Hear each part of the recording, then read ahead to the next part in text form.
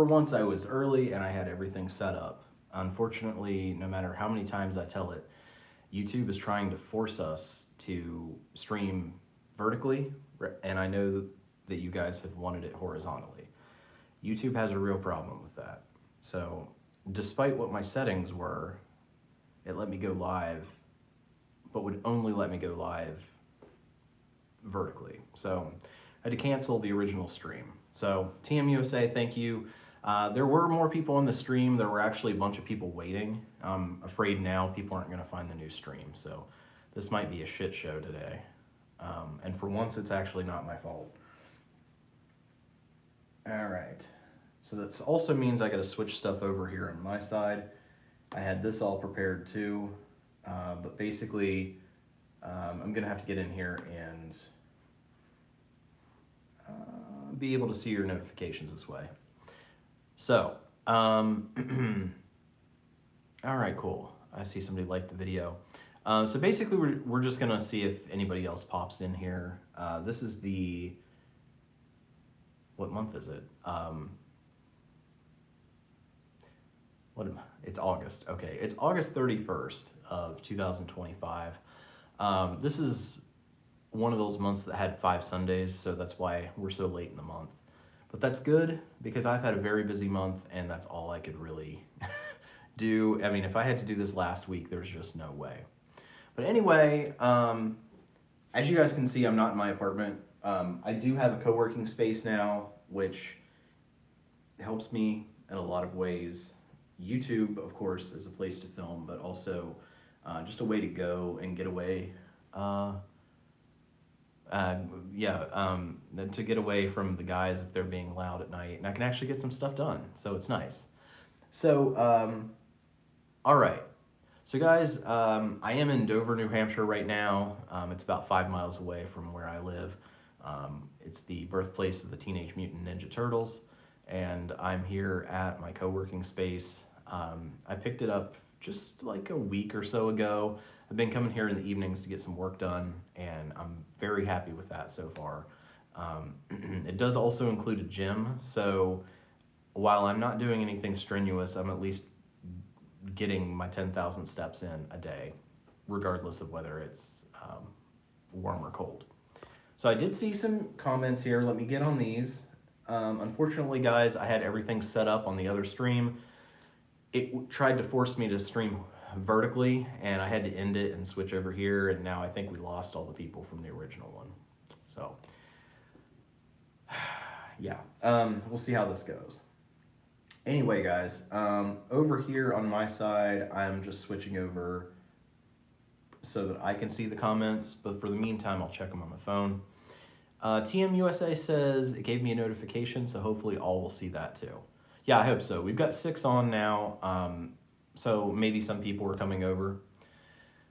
And you said fall will be here very soon. Here in New Hampshire, we are a month into fall already. Starting August 1st, it hit hard. It's still getting hot during the day some days. Some days it only gets into the 60s, but like most days it's still getting into the 70s, 80s. But then at night, it gets down to the low 50s. So I've got a coat over here with me. I've been running the heat in my apartment in August. So yeah, this winter, it's gonna be long and brutal. So as much as I don't want to spend money, I am gonna have to end up spending some money on getting like a really good winter jacket, some warmer clothes, and good winter boots. So I can go without getting those in Ohio, but I don't think that's gonna happen here. Like I was here in March, which was supposedly like the end of winter, and I know how brutal that was. So let me see here. I'm getting a little behind on comments. Greg says, so what's up with Moxie? Okay, yeah, so I made that community tab post, or it's called something different now, but made that community post, and yeah, so you got it, that is Moxie. So basically what I'm saying, so that's a clue, essentially. I've been telling you guys that I've been I've had 3 videos planned that were supposed to go up like midsummer. They're not up, obviously, but there's one in particular that I've been working on, and it's not the normal financial stuff. I've been working on something completely different from what I normally post that I think will be, I don't know, I think it'll resonate with more people. Um, Not everybody cares about my net worth. So it has something to do with me moving to New England and the different stuff that I've encountered here. And Moxie's just one of those things. So Moxie will be one of the things that's in the video. And I will be talking a little bit about that. So you got that, and now you know that the next, well, not the next video that comes out, but one of the 3 videos that I'm working on to get done as soon as I can is going to include Moxie in the video. So, and it just has to do with me being here in New England now and the stuff that I'm encountering here. So that's all I can tell you for now. Although the 3 videos that I'm working on, it's what would have been the 6-month update to my student loan or to my financial goal video. So like I set those goals in January, and just like how I'm doing mid-year, I'm still making that, and I'm still making it as if I'm doing it, like reporting on it for mid-year. And then at the end of the year, of course, I'll follow up with what happened the second half. I have gone through, I've read, I've watched my own video. I took notes on what the goals were, and so I know what to say in the new video. I'll explain a little bit later in this one, but I've been so incredibly busy this month in particular, really all summer, but this month in particular, I've been like overwhelmed with the amount of actual work that I've had to do. Was just kind of completely blindsided by that, because I was told that summer would be like the slow part of the year, and that's just not what happened at all. So now that the guys are moved into the house and I'm still busy, but we're into the slower part of the year, I'm catching up a little bit with my work stuff, but then also with this stuff. So I also now have a filming space, so that's not a problem. Basically what I can do is I can make that video about the 6-month update. My second video that I'm working on is a little more complicated than that, but it's my student loan update. I used to make one every year up until my life fell apart, and so a lot has happened since 2020, which I think is the last year I made one of those. Not just with my life, but like in student loans in general. So I'm gonna have to get all that together as far as what all has happened. And then I gotta get all the loan balances, what they were then, what they are now, and compare those. And then the third video, the one that has to do with Moxie, is, like I said, something completely different, completely new format of, it might be a one-off. If it's popular, maybe I can do something similar, but it's just something that I think would be just more interesting to people in general, rather than just people who might want to know about me or might want to know about like personal finance. It's just more applicable to everyone else.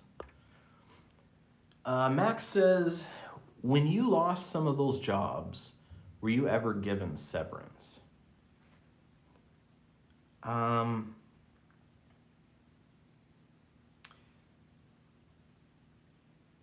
I think there was one job I did get severance for sure. That was when I worked at Candid. But I had to sign an NDA, but not a non-disclosure agreement. It was a non-disparagement agreement, meaning that in order to get the severance, I had to agree not to say anything bad about the company. So,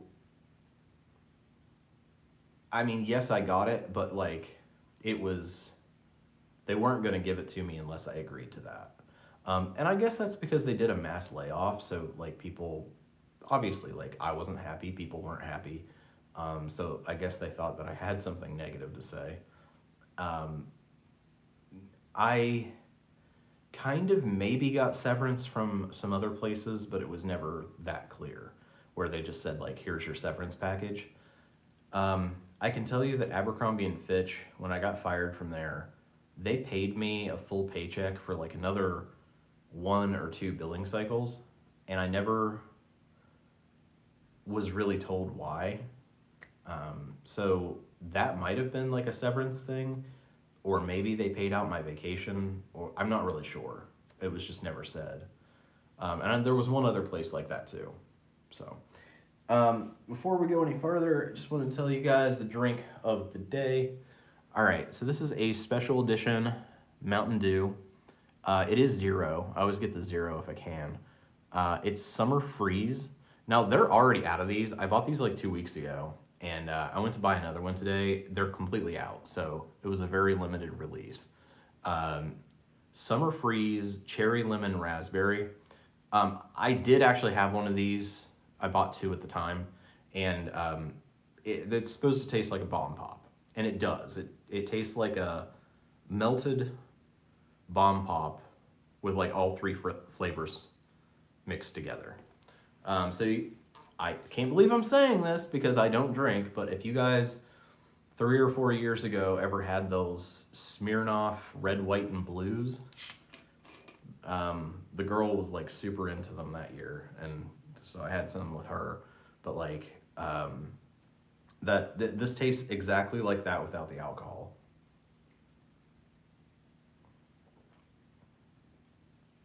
I can't help thinking that this looks like Windex though.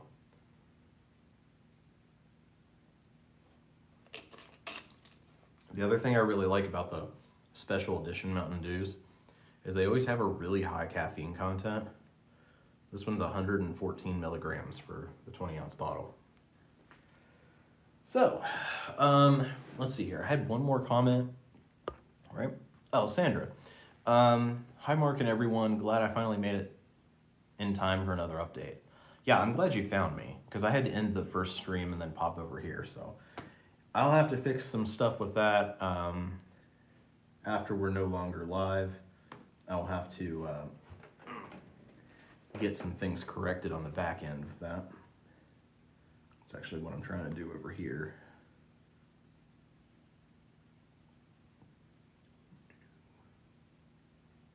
There it is. Okay, so I'm actually deleting that other video where I went live for 26 seconds.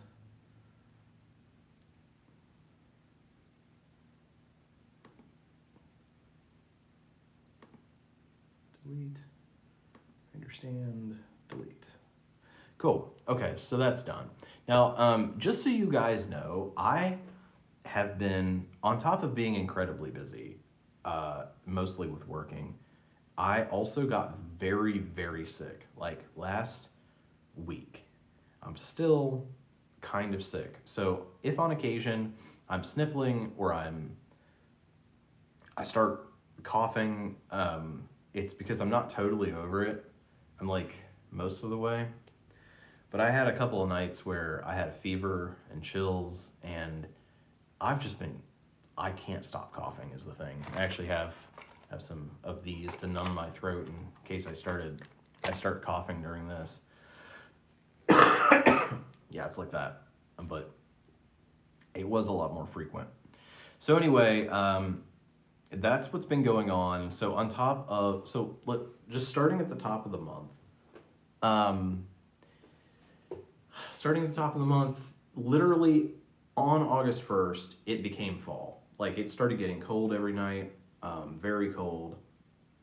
And then the guys moved in starting on the 22nd, and there was so much to do to get the house ready for that to happen. So I've been incredibly busy doing stuff on my end and handling contractors to get everything ready for their move in. Now I've got a backlog of stuff from like, they're all moved in, and now I've got to process all the paperwork of that. There's some more stuff that has happened in the house since then that's going to need fixed. Somebody threw the TV out in the yard last night and broke it, so stuff like that. And because of that stuff, I've been fairly busy. Although now that they're in the house, it has slowed down a little bit. I just got to get that backlog done. The other thing was literally just right after they moved in, because they moved in last Friday. Literally right after they moved in, I got sick. I've been like down from that. I was like pretty physically weak for a couple of days. I lost a lot of time because I was trying to sleep off the fever. Anyway, that was just on top of everything else. So that is where August has been. I've been working basically anytime I'm awake from like all day, every day. I don't get days off, holidays or weekends or anything. So that's what's been going on. And like I said, it seems so far that since everybody has moved into the house, things have slowed down a little bit. One of my bosses did throw me a project literally at the last second and was like, hey, it's due in 2 days. I wasn't expecting that. I also did not get it completed. So that's something I'm going to work on tonight because it was due 2 days ago. Hopefully if I get it done over the holiday weekend, it'll be fine. Okay, so I should now on my end here be able to see your comments over here. That's usually a little easier.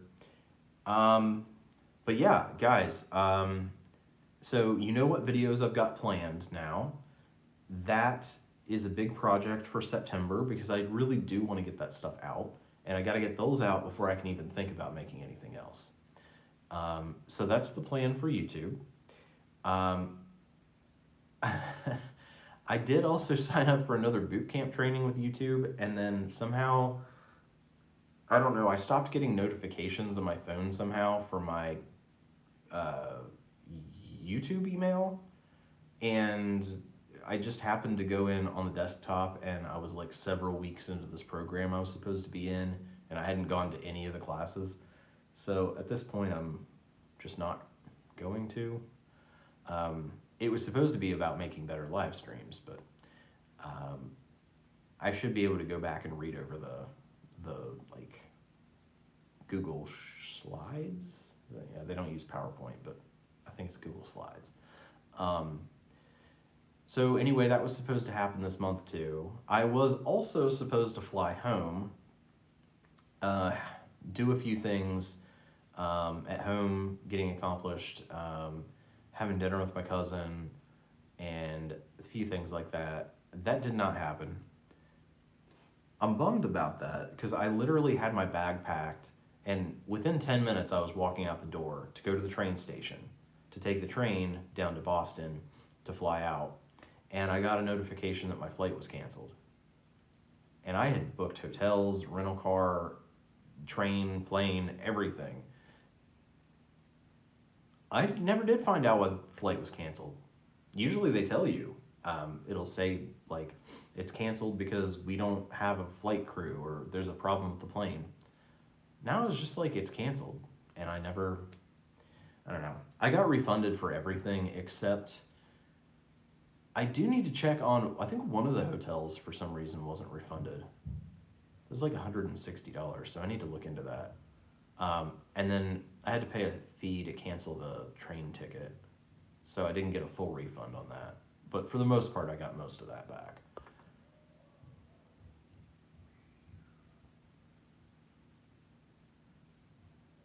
There's people screaming. They must be in a parking garage. Max says, how much was the severance from Candid, if you can say? I can say, I'm trying to remember. I want to say it was 2 paychecks, like equivalent to 2 paychecks. It might have been only 1 paycheck, but I think it was 2. Or maybe it was 2 months. I don't remember. I would have to look that up, because I used to use Mint, and I downloaded in a spreadsheet, I downloaded all the transactions, so I could tell you. And they might have also paid out my vacation. In fact, I think they did. So I remember, because I got promoted and then almost immediately after laid off. Because I was at like one position, I got promoted, got $1 more per hour, and then got promoted again, and then I was in another $1 more per hour. And right after I got that second promotion was when I got laid off. And so I hadn't even gotten a new paycheck at the new pay rate yet. But when they laid me off and gave me severance, they did pay out the entirety of the rest of my pay at the $17 an hour, which was the highest rate, and the vacation, I believe. If they paid that out, they paid it at 17. So it was a little higher than they actually had to, just because part of the pay period they were paying for would have still been at $16 an hour, if that makes sense. I mean, on their end, it probably only ended up coming out to a few extra dollars, but it was a nice gesture, at least. The only downside is this is not just a me thing. I think this is like most employers, but I feel like if you're an employer and you lay people off that are in a certain position, and then soon after that, you're hiring again for that same position, why don't you call back the people you laid off? I mean, sure, maybe they have found another job in the meantime, but like, it wasn't like it was just me laid off. They laid off 70% of our office. So almost everyone. So when you start hiring 2 or 3 months later for that same position again, why don't you check with us first? They didn't do that. Still am a little bitter when I see on LinkedIn the company and how some of the people I worked with are still there. The few people who escaped the layoff, like they're still with the company 5 years later, and I'm like, I probably would have been too. I'd still be working in a startup life in downtown, and I just, I don't get that opportunity.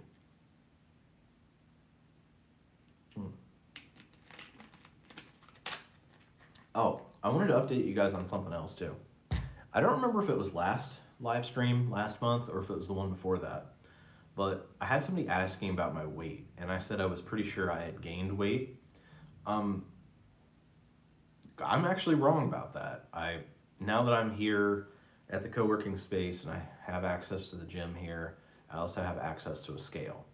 I'm exactly 195, which is overweight, but I thought I had gained a significant amount, and I haven't. I hadn't been able to update my weight since December of 2024. That was the last record I had, and I weigh exactly the same amount. So, yeah, I'm just 195.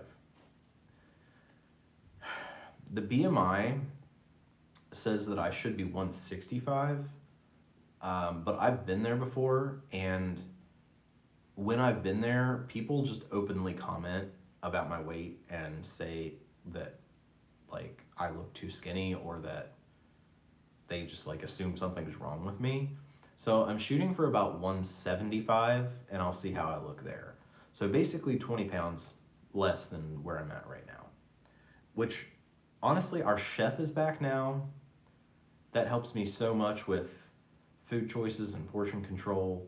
And then on top of that, I'm getting my 10,000 steps in every day, whether it be outside or if it's too cold, just on the treadmill in the gym. Literally at this point, just walking.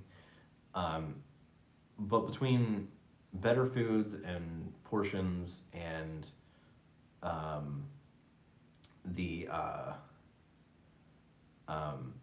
and now just not being sedentary all the time, like this job kind of forces me to, at least just getting those steps in. I think that slowly over a lot of the winter and into the spring, I'll lose most of that 20 pounds. Sandra said, what did she say? Sandra said, what you been subsisting on mostly? So, over the summer, it was like all frozen food. Just bird's eye voila skillet dinners that I figured out how to make in the microwave, TV dinners warmed up, the occasional can of SpaghettiOs. So it's not like I'm going out and eating all the time. That's practically impossible where I live because there's hardly any fast food restaurants. But I have been eating a lot of, like processed stuff. Now that Chef is back, I'm on a pretty good schedule. So he's here 5 days a week. So I just have to fend for myself on the weekends, which at least cuts down a lot on the I guess like frozen stuff that I've been eating. The so Monday through Friday lunchtime, I eat the same thing every day. I could mix it up if I want to, but I just love what I got. I basically have him make me a snack wrap. So I know McDonald's has the snack wraps back, but they're not the same as they used to be. So last school year, before the snack wrap came back, I'd been desperately wanting one for years because McDonald's did away with them. And that's essentially what he makes me. So he puts, so it's grilled chicken breast sliced with peppers, onions, ranch dressing in a tortilla. And then the tortilla is grilled. So that's it. That's basically it. It's just a giant chicken ranch snack wrap that I eat every day. And the only part of that that's probably bad for me is the ranch dressing, but other than that, it's pretty good. And then he picks the menu for dinner, so it could be anything. Um, just to like give you guys an example, normally he'll do like a meat dish and like a vegetable or two. Most of the vegetables he makes I really like too, so I'll load up on them. Especially his steamed broccoli is really good. So yeah, I've been doing okay, I guess. Um, every once in a while he will make something like exceptionally unhealthy. I can't think of one right now, but last year every Thursday night he made chicken parm, and I know that's pretty bad for you. But yeah, so I basically have just been eating his cooking. It gives me an opportunity too to try some new foods because I'm like, well, I think I'm a little bit sheltered food wise, both like culturally and because, well, like for example, with vegetables, growing up, my mom said I was pretty good about eating vegetables as a kid. But there were certain ones that she didn't like, and if she didn't like them, she didn't feed them to me, basically. Um, so I was exposed to a lot of vegetables, but only certain ones. And so as I get older, I try different ones and have found some that I like. So actually, oh, this is the other thing. You asked what I was subsisting on. I just recently found something. So up here we have a grocery store chain called Hannaford. It's based out of Maine, and they have I don't have one here to show you, but they have these things just called Snack Pals. It's $2.50, so it's like totally reasonably priced. And it usually has 3 compartments where there's like 3 different types of snacks. Most of them are fruits. There's a couple of them that have either, well, it's like a cookies and cream dip, or one has brownies in it. But like other than those two, they all are some kind of fruit. Like the other night, I got one that had red grapes, white grapes, and slices of cheese. And then, oh, thank you for the like. I, and then last night I had one that was strawberries, blackberries, and 2 tiny brownies. And they're $2.50 for like a really good, they're for kids, but it's like an adult portion of a snack. And yeah, so I've been eating a lot more fresh fruit too. Just because I'm really turned on to these little snack pack things right now. They do also have in that same section yogurt parfaits with either strawberries or blueberries or the two mixed.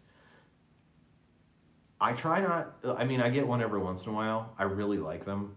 I just, I know yogurt's not the best thing for you, so I try not to like get that all the time. Um, Also, I do want to ask you guys a question. If there's anybody in the chat who is like sort of like a gym rat type person, I am going to be in the gym more and more, especially over the winter when there's, you literally can't go outside here. And now that I have access to a gym, one of the big struggles I have is that I don't have hardly any gym clothes. I have a pair of running shoes from 2014, which I can use.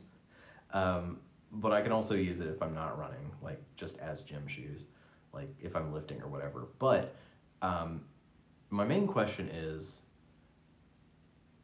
how do you figure out what clothes to wear for what things? Because I think what I'm looking mostly for is some sort of athleisure. Um, because when I'm actually in the gym, for the most part, I just have some like Nike shorts I wear, and then I have like one. You guys have seen it because sometimes I wear it outside the gym, but it's just like a Nike Dry Fit Legend shirt, and those are fine. I can deal with those. But I've been looking at a few options, and I'm not sure what to get. I don't know if I want to get like I don't know if they're called like track pants. I've been looking at joggers. I don't even know what I'm getting. But what I'd like to find is a little bit something other than just shorts and t-shirt to wear in the gym, and also some like relaxing lash athleisure kind of gear to wear like either around the house or around the co-working space here after I get out of the gym, like after a workout. I don't even know what I'm asking. I don't know if that makes any sense. But I just don't know anybody who really frequents the gym. The only person I can really ask is my little brother, fraternity little brother. Um, he lives in London now, so it's a little hard for me to just call him. But I mean, he knows a little bit about that stuff. But for the most part, it's kind of hard to. It's hard for me not being around that to even see like what other people are wearing, because I swear no one uses this gym. I've only ever seen one other person in there. Hmm. Anyway, that's probably something I'm just gonna have to figure out on my own. But yeah, I want to get this 20 pounds off. I want to look better. I want to feel better. This is just another one of those 100 different aspects of getting myself back on track. Um, and I guess I've started, at least. I'm chipping away at it. And that's just kind of where things are with that. Um,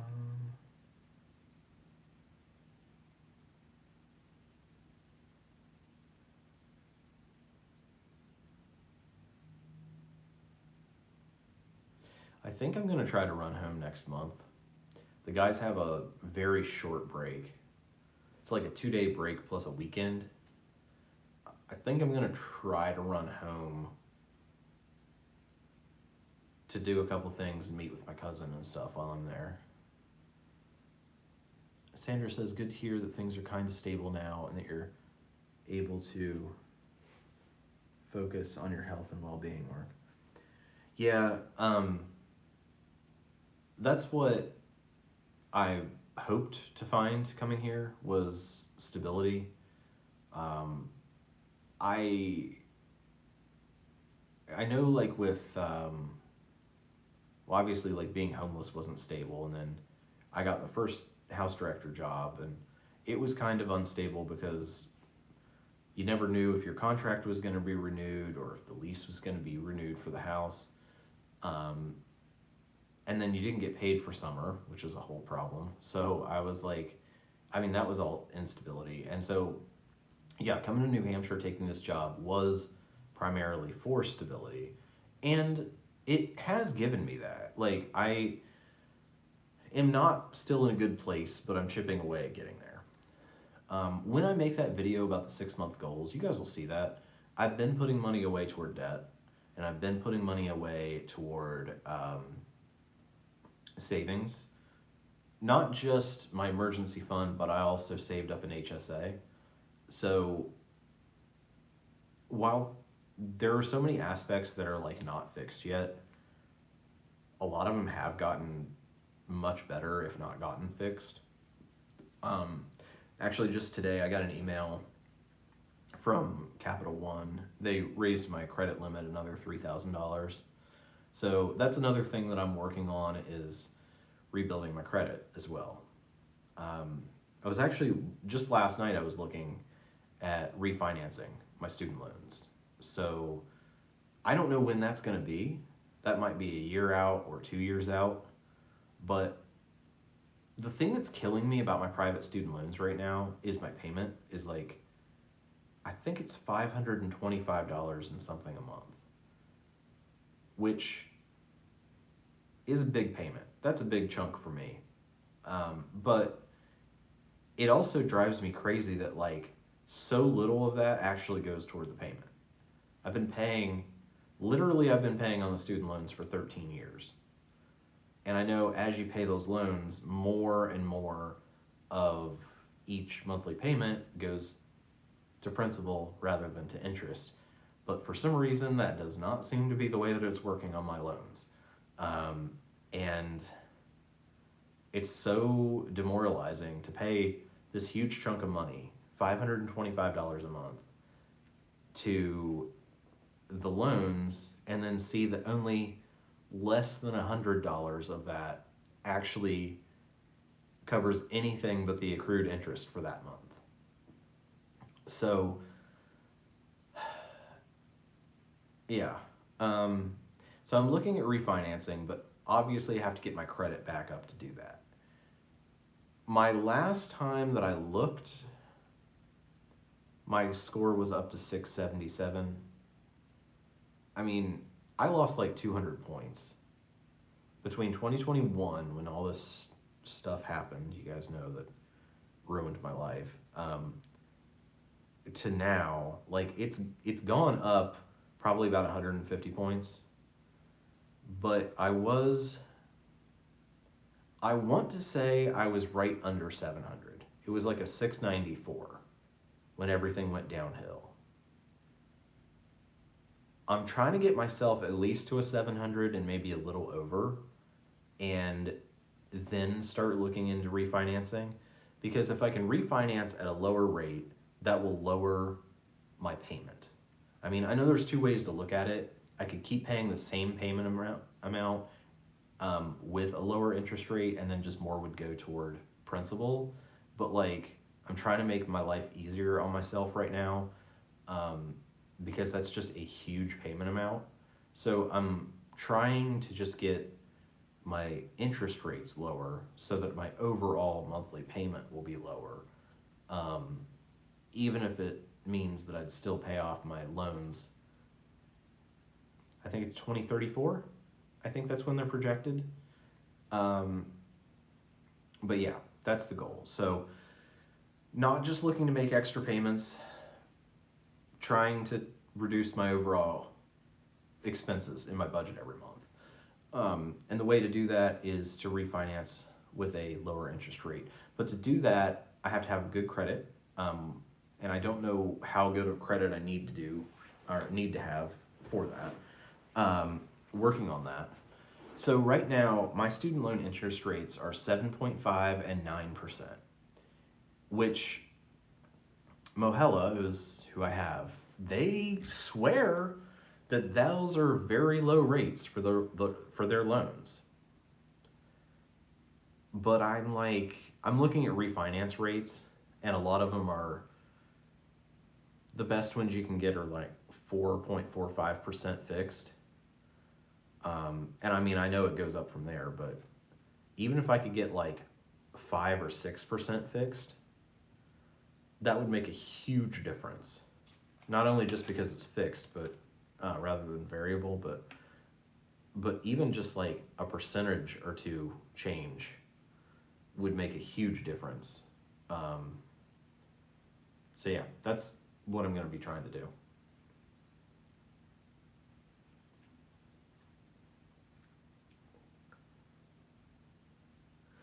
And just so you guys know, like, I want to address this because I did have to, I had to block somebody. I don't do that very often, but every once in a while, somebody will leave a particularly deranged comment to the point where I'm just like, I'm just gonna hide this person from the channel because, like, I don't want to deal with this again in the future. Um, but there had been somebody who had commented on a few videos in the past, and they were always like pretty supportive and positive. And then on the last live stream, they wrote an absolute novel um, of a comment, just basically just completely trashing me, um, and it was upsetting to read. But if they had like feedback that I could use constructively, I still wanted to read it. So I read the whole thing, but it was one of those circumstances where almost everything they were saying was just incorrect. Um, and so like you can't when they base their advice that they're giving on things that like are not true, that they just like totally made up or assumed about me or whatever, you can't really apply what they're saying because it's based on a whole scenario that's not real. And it was another one of those kinds of comments.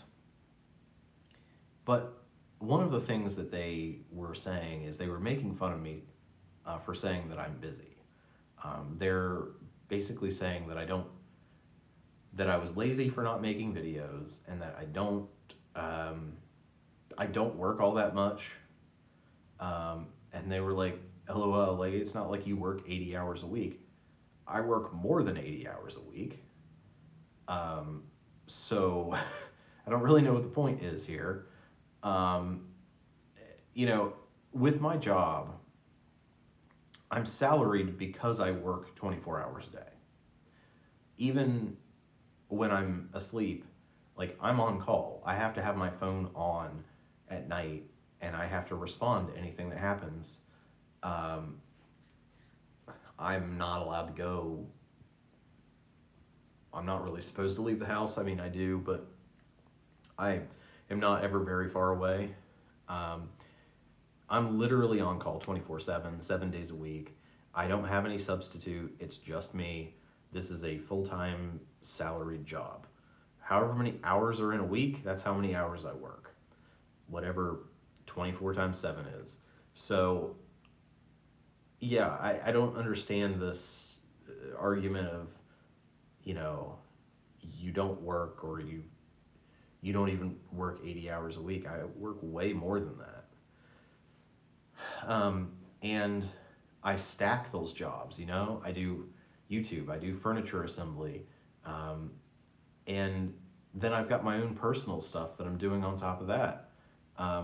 Not that I have time to go like have fun or have friends or anything, but I am working on catching up on all these different aspects of my life. So I don't know, I just wanted to address that because that's probably not the only person who thinks like that, and I just don't know what's wrong with people. I'm not really sure why there's a contingent of people who are trying, that are like very dedicated to trying to find a way to describe me as lazy when I'm working far more than they are. I don't know what the point in that is, or what kind of logical argument, like how they came to that conclusion. But I've got those comments before, got it again, probably will again, and that's why I'm addressing it now. But I can't really do anymore because I've got so many things from the past, especially from like 2020 or 2021 to the present, that have not been done, that like fell to the side because I had to be preoccupied with other things.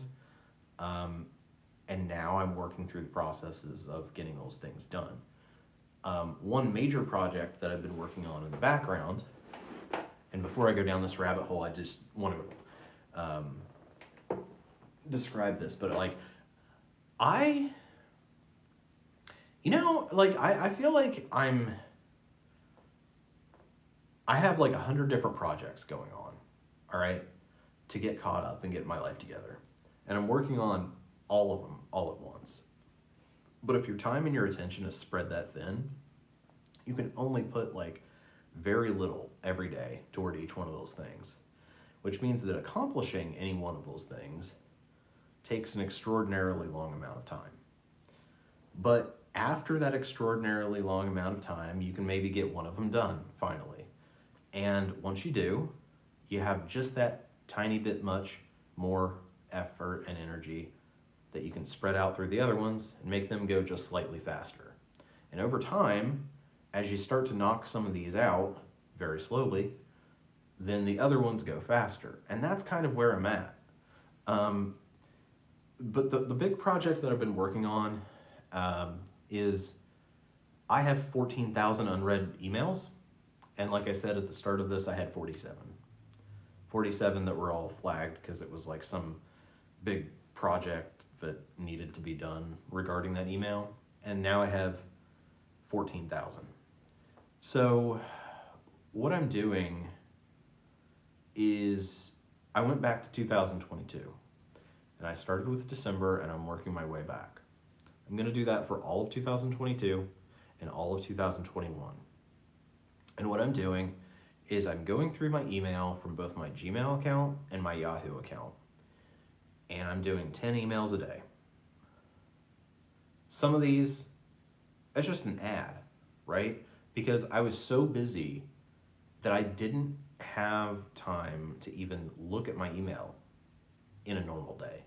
So I wasn't responding or going through anything. So some of them, yeah, you can get rid of pretty quickly. It's just ads for sales that expired and things like that. But other things are things that I actually need to do something with. But what I'm doing is 10 emails a day from Yahoo, 10 emails a day from that Gmail from that time period. And slowly, so slowly, I've got December of 2022 done on both accounts. I'm now working on November of 2022. And I'm pretty close to having that done on both accounts. And I'm going to keep doing that, 10 emails on each account every single day, back to October, and then September, and then August. And along the way, while I'm doing this, I'm taking care of any projects that come up in it, documenting anything that needs done for like court or for taxes. That's going to get done.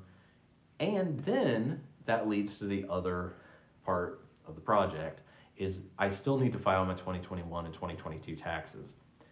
And this is helping me do that because there's some transactions and things that, because Mint is no longer a thing, would not be so easy to find, but I can find them in my email. And I've been documenting those as I go. So by the time I get done with this email project, not only will I have several thousand fewer unread messages, and in that sense somewhat have my life together, but I will also have everything compiled and prepared to file those previous year taxes. All that stuff that would have been lost in those messages will already be ready when I sit down to file those. So it is extremely boring, tedious work. I don't talk about it on here because nobody cares about that. But it's the dirty work that you have to do to get your shit together. And that's what I'm doing. And so when people, say like, oh, like you're not doing anything, it's like I'm up all hours of the night doing stuff that nobody else would do. And, this is what I'm doing. Like, this is what you don't see, the work that you have to do to get back on track. And it's the same thing with the 10,000 steps, right? I know I don't have time to start working out. I know I'm not in a mindset to start working out. But this job makes me sedentary. And when I was seeing that I was taking only like 1,000 or 2,000 steps a day, I was just like, I can't do this. Like, I've got to do something to be active. And so, starting at the beginning of the summer, I started just walking. I started just walking at night because it started to be warm out. And I was like, you know what? Let's get 10,000 steps a day in walking. Very minimal effort. Like, it's not exhausting. Let's just do it. I can multitask. If I need to do something on my phone while I'm walking, I can do that. And then now it's like, well, it's getting colder, but as winter approaches, I can walk on the treadmill, get those steps in. And what will happen is, just from me being at that 10,000 steps a day, I am at least managing my weight, if not, maybe very slowly losing weight. And losing that weight is just another way of getting myself back on track. Because I was not overweight when this all started. If you guys look back at 2021, my live streams. So, oh, Jennifer's here. Jennifer says, here, sorry I'm so late. Just got back from Stockholm. Cool.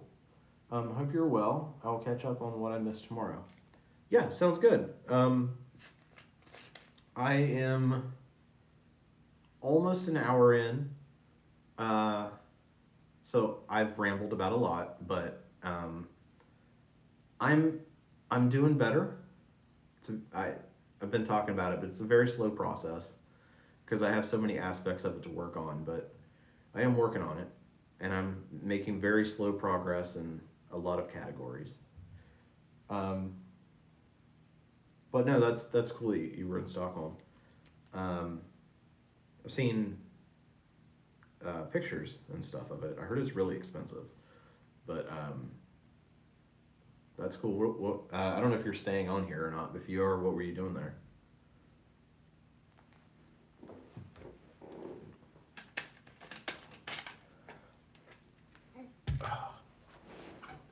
I was actually thinking about trying to travel somewhere before it gets too cold, but I'll probably only go maybe to like Boston or something, or I might go up to Freeport. I think that's it, Freeport, Maine, where the LL Bean headquarters is, just so I can do something this summer. But anyway, guys, yeah. So as far as like responding to Sandra's thing, like that's basically what I've been doing with my health. Jennifer says, I was at an event. It's called Les Mills Live. It is a group training in mega format. Okay. Okay, I'm not going to claim that I know what any of that is, but that's cool. I'm glad you got to go.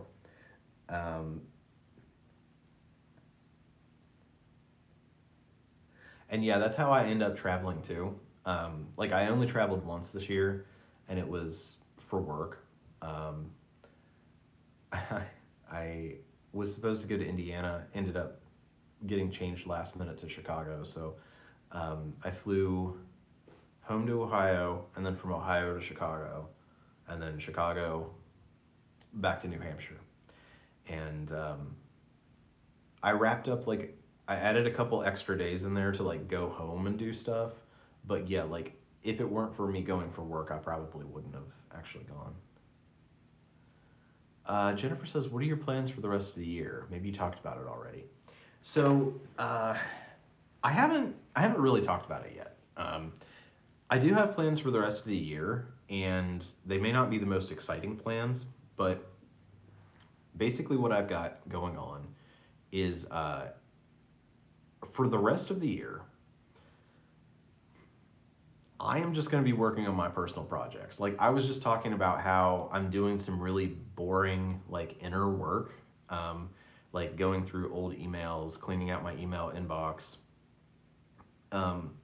and some other, well, and then just making sure that I'm like active every day, things like that, that bring like very gradual change that I just put a little bit into every day, to see more long-term results.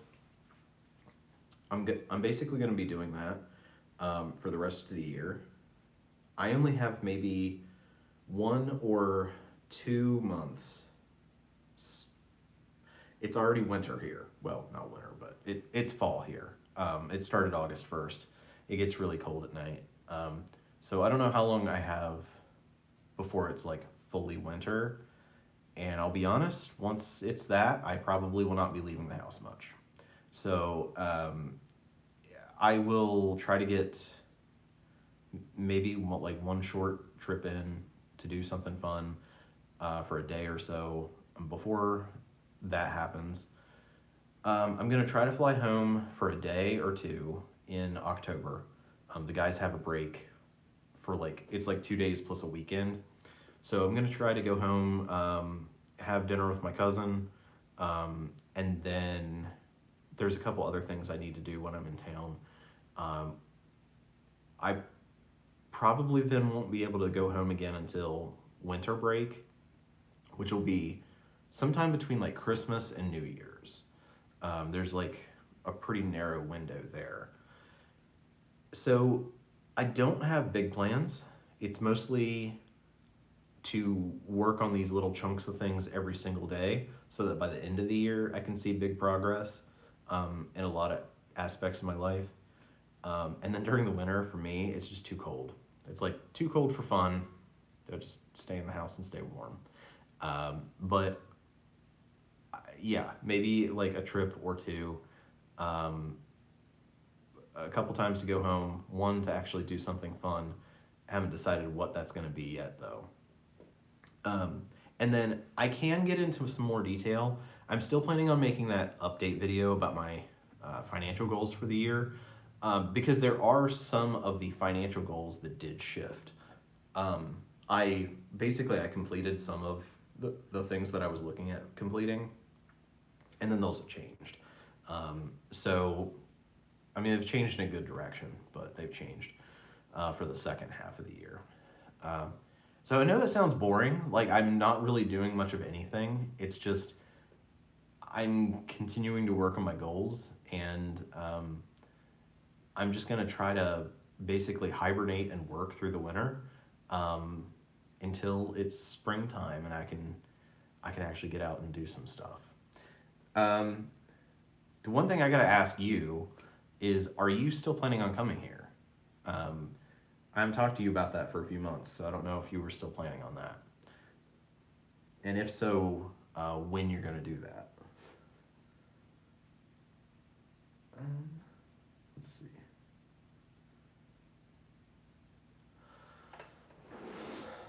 But yeah, that's pretty much it. As far as the little trip that I want to take fairly soon, because I really want to try the train, because I'm American, so we don't do trains. There are some trains in this area that can actually be used for transport, and I'm excited. I want to do it. I was supposed to take the Amtrak down to the Boston airport, and my flight got canceled, so I haven't done it yet. I either want to take it down to Boston for a day. I found out through the library here that I can get a free, I don't know when I can get down there, but I know with the library here I can get free tickets to the Museum of Art, which I'm not like hugely into art, but I really love like old architecture and sculptures and stuff, and they have a lot of stuff from all different like really ancient cultures around the world. So I've never seen anything like that in person, and I want to go see that.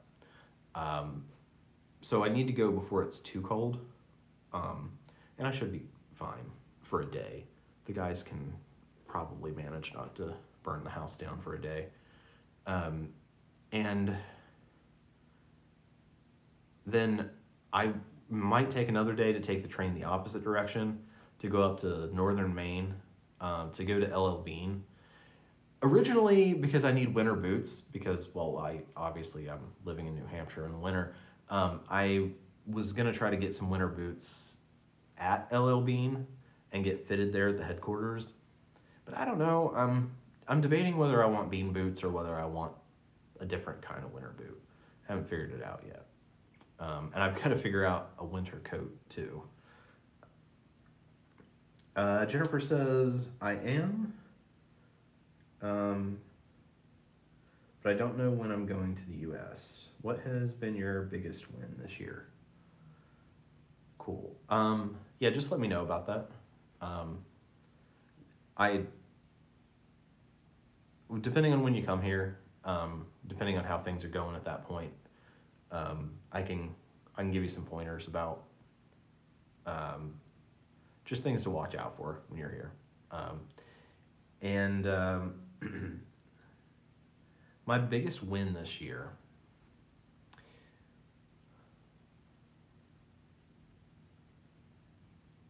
It's tough to answer.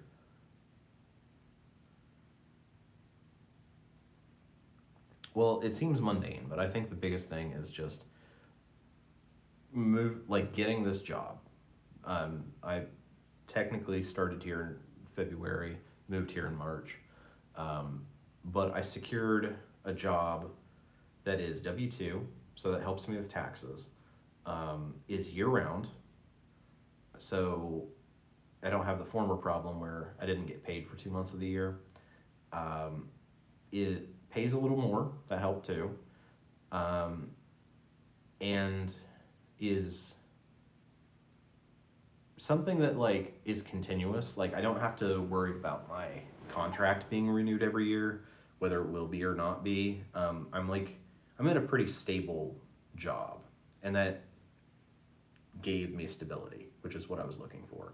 So I have a stable place to live, I have stable income, and basically what that has given me is, with that secured, I'm able to focus on all these other aspects of my life. And I keep saying, getting my shit together, getting my life back together, and I'm working on all those little things. But I needed the stability to be able to get there.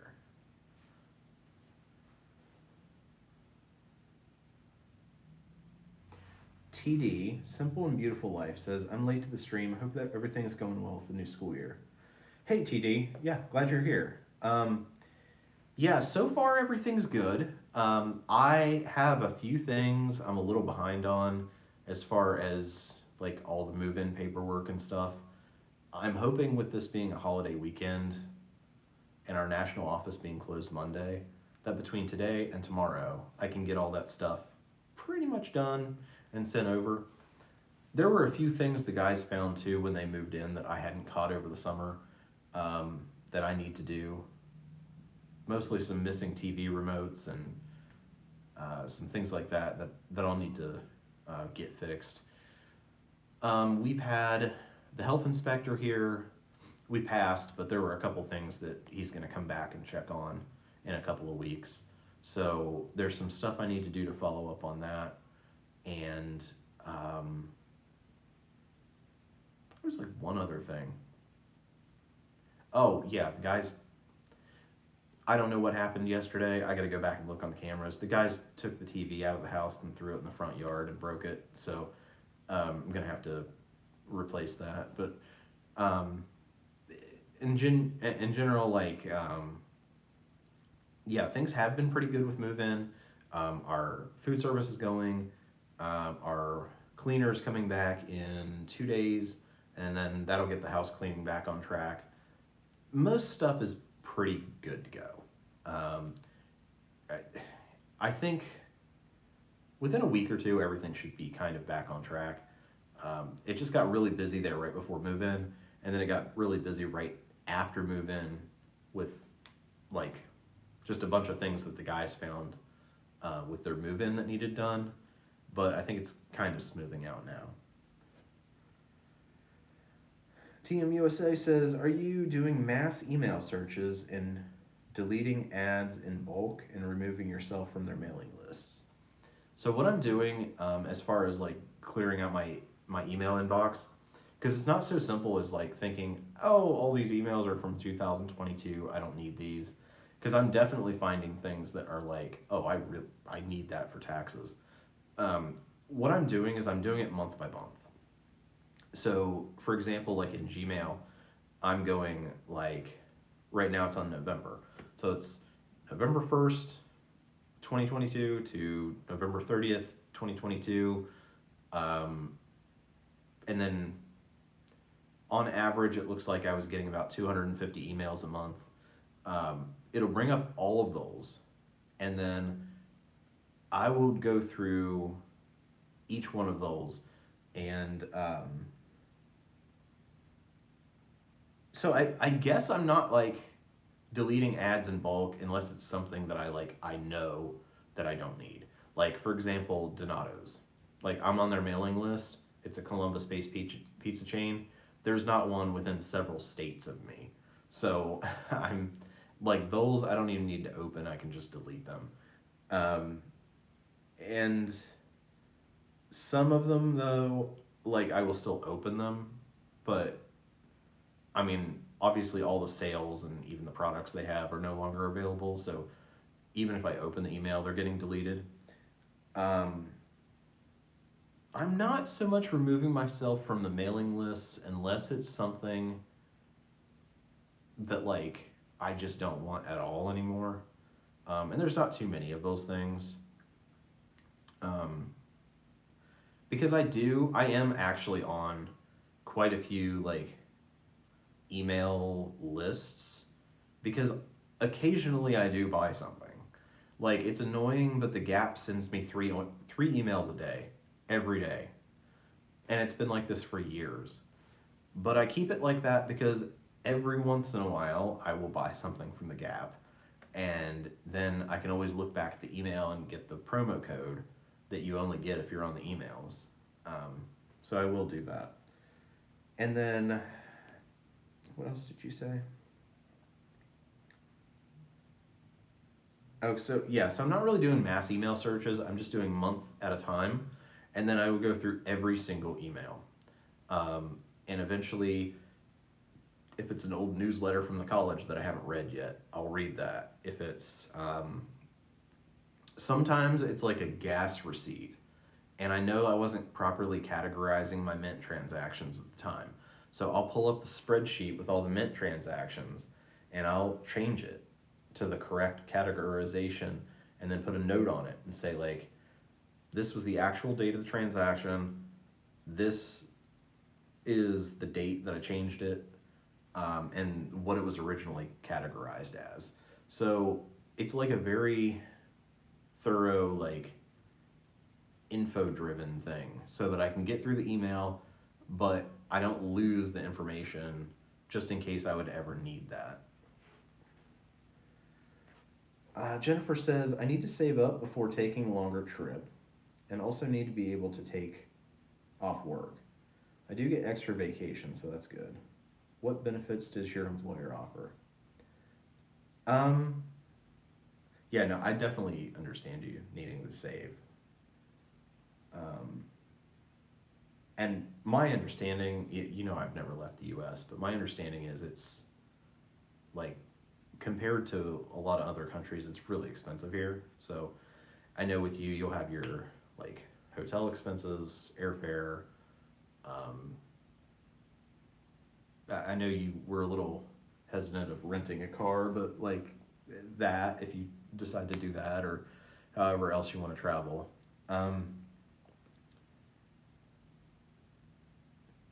how how much vacation do you get? Because I don't get any at all, um, and that's pretty common in the U.S.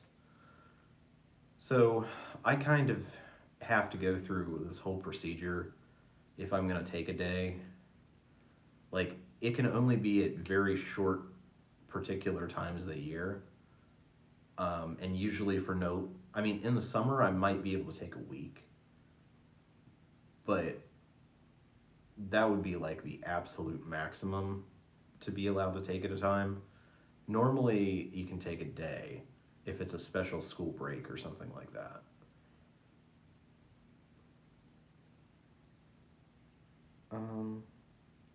As far as benefits my employer offers, I don't want to say none because that's not true. The way that they do it is that I get a cell phone stipend of around $23 per paycheck. So every 2 weeks, about $23. And that's because I use my own personal cell phone for work.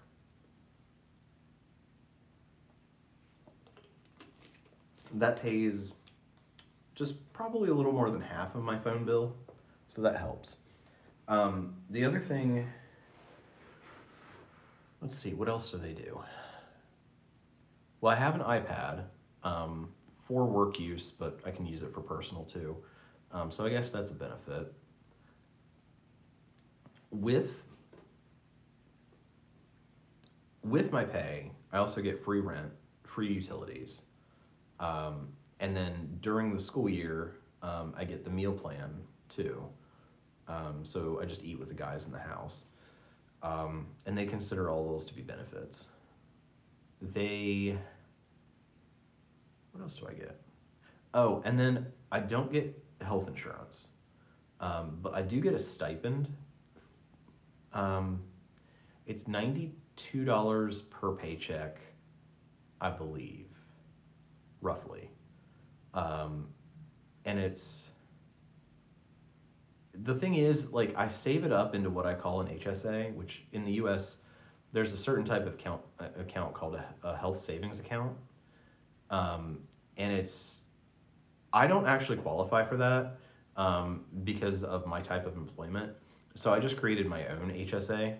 You might as well call it like a medical sinking fund, but all of this stipend goes in there, and then I use it for medical expenses. Because the thing is, the $92 every 2 weeks is meant for you to buy health insurance, but you can't buy health insurance for $184 a month. That's just not reasonable.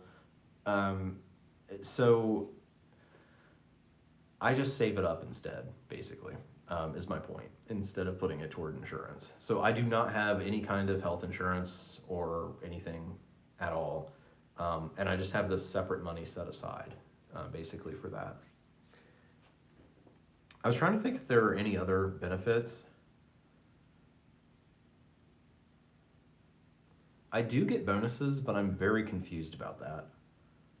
I don't know what they're based on or how often they're offered. And what else? I feel like I'm missing something, but yeah, I mean, I don't really get much. Pretty much I get paid, and that's the benefit.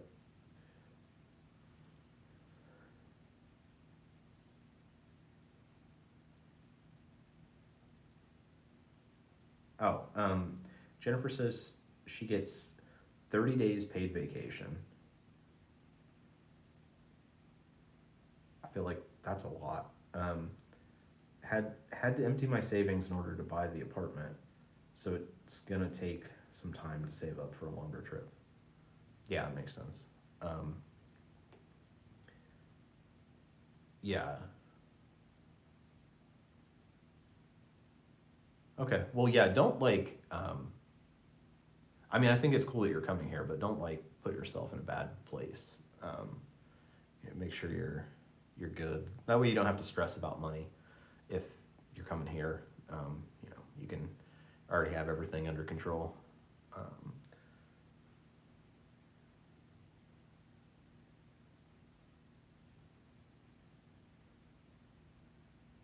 Let's see. TD says, I'm in the UK and the minimum is 28 days paid vacation if you work full time, and I get 42 days holiday. 42 days paid holiday. Okay, so the minimum's 28, but you get 42. Yeah, so in the US, there is no minimum, and most people don't get any. I I'm in a weird position where I technically don't get days off, but like they understand that you do occasionally have to take days off. And they also know that like the area that I'm from is not near the area that I work. So it's not like I can just run home for the day. Like it's a whole ordeal. I have to take an hour Uber to the airport, take one flight to another airport, and then another flight to another airport, and rent a car just to get home. So there's no way to do that up and back in one day. Um, and so they've been understanding about that. It's just I have a very limited window in which I can actually take um, any of that time off. And then outside of the window, and really anytime the guys are here, I'm not really supposed to leave the house, or if I do, I have to be very close by. So even going to Boston is kind of a stretch. Like that's me sort of just almost like gambling that like they won't set off the fire alarm or something on the day that I decide to go do something. Let's see. Oh yeah, so TD says they get 28 days. Jennifer says that's great. TD minimum in Sweden is 25 days vacation. TD says I know I'm super lucky with my job. Jennifer says, what is the minimum in the US? Everybody needs vacation, rest, and relaxation. Um, yeah, there's no minimum in the US, and most people don't get any vacation at all. Um, if you're lucky, they might let you take days off, but they would be unpaid. But even then, that's not the norm. Um, we don't get any kind of time off at all. I've had, well, you guys have watched the channel for a while. You know I've had quite a few jobs. Um, this one's a little weird because I'm technically like on call all the time, but generally, yeah. Um, I think the most in like a normal job that I've had, I think the most I've ever had of vacation was, shoot. I might have had 2 weeks, but I vaguely remember we could only take it 1 week at a time. But usually, if I got it, it was only a week of vacation, which was 5 days, um, and you had to work there an entire year before you could take any of the days. Also, there's very much like a culture in the U.S. where even if you have the days, you can't take the days because you can only use it at certain times, and you kind of have to fight your manager for it, and they think that like they might there's this like overall concept of like you're putting the rest of the company in a bind because you're taking time off. Um, it's same with sick days. If you have sick days, and most people don't, but if you have sick days, um, you're kind of seen as like being wrong for taking them.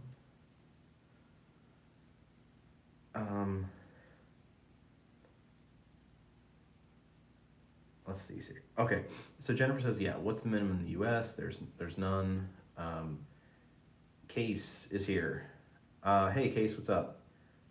Just got here. What's with the low volume again? I I don't know.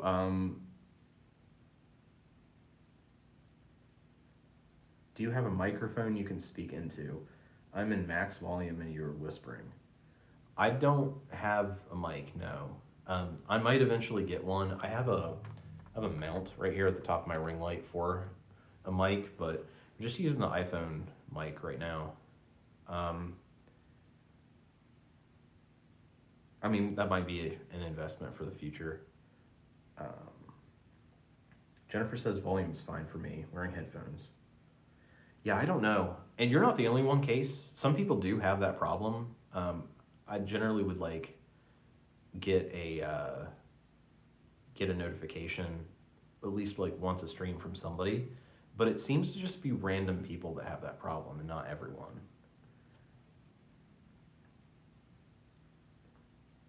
Jennifer says, I'm sorry, but no paid vacation is crazy. No wonder people burn out. Yeah, and I don't think that we even like know it, you know, because you can be burnt out like at a certain job or in a certain profession, but like that level of burnout, I think is just like a burnout in life kind of thing. But that's just America. That's just what we do, and that's all we've ever known. So I'm sure it definitely is better to have some time off, but I wouldn't know what that's like. So maybe someday, someday I can experience something different. Um, Jennifer says, "What do you mean have sick days? If you're sick, you're sick, and need to stay home. Nobody can control all of their health." So I'm going to try to explain this, and this might sound totally foreign to you, but in the U.S., let's say you're sick, right? Okay, so like I'm sick right now, and earlier this week I was really sick. Like I said, I had a fever for like 2 days. I just had to work like all day through that. Um, Generally, in every job I've had in the U.S., if you're sick, you still have to go. Um, Whatever you have to go. I mean, I worked at Abercrombie and Fitch for like a week with pneumonia. Um, I have gone to work. I've had to work when I had COVID. My employer was like, I was trying to do the whole 4-day quarantine thing because they dropped it from 2 weeks to 4 days, and like my employer was pissed that I was on site but I wouldn't come out of my room, and they were so upset to even give me 4 days to just like do my own thing. And it's the same with food service workers. Like this is a big thing, but like if you are in food service and you're sick, they don't you better be there. Like they don't care about like contaminating the food. It's about like the workforce. When I was at Jimmy John's, it's been 10 years ago now, but um, it was like that. I know other people who work in the restaurant industry, and yeah, they don't get days off. It doesn't matter if they're sick or not. They have to be there, and that's the general culture in the U.S., or at least the areas I've lived in. Is you got to be there, and if you're sick, you come sick, and maybe if you're like almost dying, maybe you get lucky and your manager's like, okay, we don't want to spread this around the office. You should probably go somewhere. But another thing that you run into in the US is a lot of times you're only allowed to even use your sick days, which I'm still going to get around to explaining that. But you only get to use your sick days if you have a doctor's note to excuse it. Well, that's a problem because most people in America don't have insurance, and most jobs don't provide insurance. So if you're sick and you can only be excused from work with a doctor's note saying that you're sick, then you have to go spend hundreds of dollars to go to urgent care or an emergency room, to get that note so that you don't get in trouble at work for not going that day. So yeah, there's a lot going on there. But as far as what I mean by sick days, you're supposed to call into work and say like, hey, I'm sick, and you're explaining that you won't be there that day because you're sick. But the way it works is when they give you, because I think you work in human resources, right? I think so. This is something that somebody in your position would do here in the U.S. Like when you offer somebody their job, you would tell them like how much money they're going to make, and then you would tell them how much vacation time they get, and then you would tell them like, here's how many sick days you get. And you can use those sick days as long as you're legitimately sick, and you can use those before it starts affecting your vacation, which here would usually be called PTO or paid time off. Um, but but yeah, generally like that's separate from vacation time, and it's not paid. Well, sometimes it's paid, but usually not. Um, you usually just don't get paid for the day if you're sick.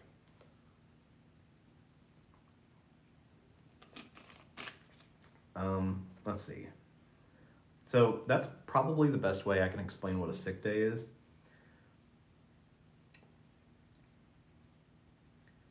If you're sick and need to stay home. Nobody can control all of their health. We have it so you have 1 day unpaid when you were sick. The rest of the sick days, you get 80% of your salary, and sick days are pretty much unlimited. Yeah, here, like I said, they're very discouraged, and it's kind of made out like you're letting the company down or letting the other team members down, because generally there's nobody else to do your work. Yeah. And yeah, and well, yeah, no, you've got a point. You say, but if you were sick and go to work, other people get sick as well. That's very true, and that's not something that they care about here. It's not about you being sick or everybody in the I can't talk. Everybody else in the office not being sick. It's about you have a job, you better be there. That's the whole point. Nothing else matters. And I'm not agreeing with that. I'm just saying, as somebody who's been in the workforce a long time and has worked a lot of jobs, that's the way that it's seen. So, yeah, we can have long discussions about that, especially with you being in the position that you work in. Greg says, America is considered a superpower and therefore very competitive. Taking time off from work makes an American look weak, which is not the image Americans are supposed to project. Yeah, I think there's merit to that. I mean, for me individually, I'm not sure that would be why I would skip. I mean, there's been times in the past where I probably should not have gone to work, and maybe they would have even been okay with it. But it's also, me being Appalachian, it's even stronger in my part of the culture of America than it is other parts. Um, Being Appalachian, you go to work no matter what. If you're dying, you go to work. And we also kind of like don't go for medical care for almost anything. So I mean, unless you're literally dying, you don't go to the hospital. Um, so that, I think, for me culturally is even stronger than the average US person, because that's the culture that I come from, where it doesn't matter. You're sick, you go to work no matter what.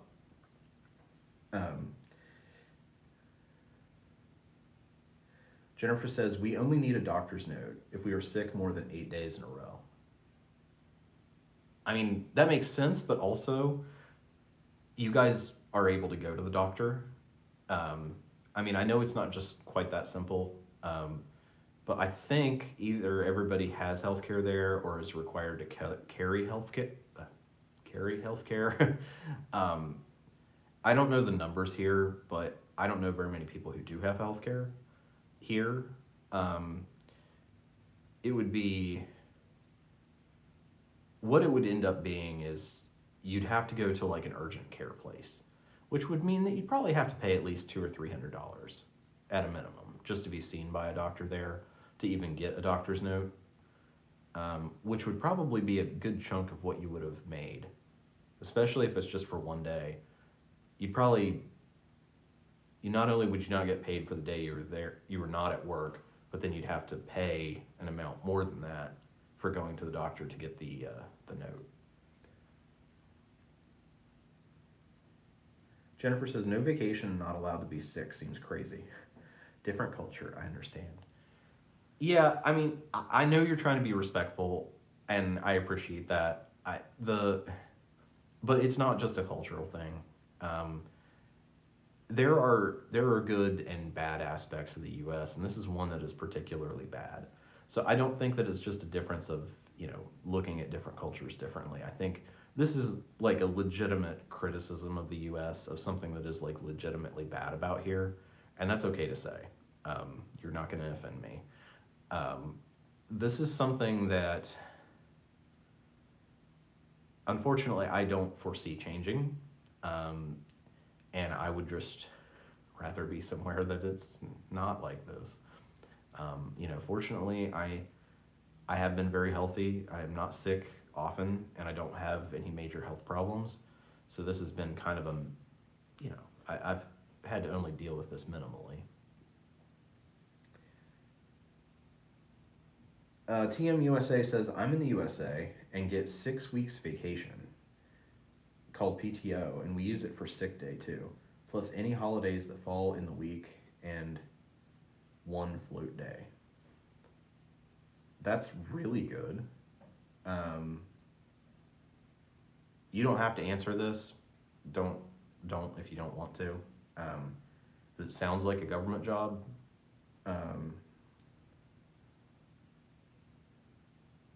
Or maybe you've just been there for a really long time, because generally the longer you stay there, like the more PTO you get.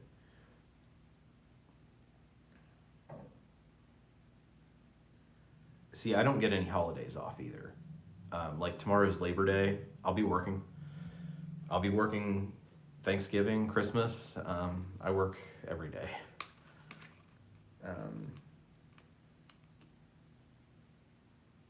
TM USA says, what does everybody else get? I know people who work at Walmart and Target and they get PTO. Yeah, so that's actually one thing. I mean, I worked at Target part-time when I had 2 other jobs, and then I haven't worked there since 2018, so I'm not really qualified to talk about it, but some people got PTO, but it was kind of a weird situation. Because I know the one time that I did successfully call off at Target, but I got sort of shamed for it, and then I think I got kind of, I don't know, like blacklisted by the manager for taking 1 day off. In my video about Target, I talk about that, about why I left. But literally just took 1 day off, and everyone hated me after that. And so they do. I don't know who all gets it, whether it's just managers or whether it's associates, but I certainly didn't have PTO when I worked there. And I know that Walmart, some people do. Again, I don't know if it's just a manager or if associates get that too. I mean, Walmart store managers have great benefits and make crazy money.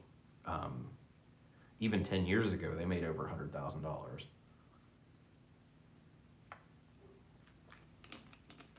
But I just know that every job, well, you guys know what job I've worked. I mean, every job. You can go look at my LinkedIn, it's public.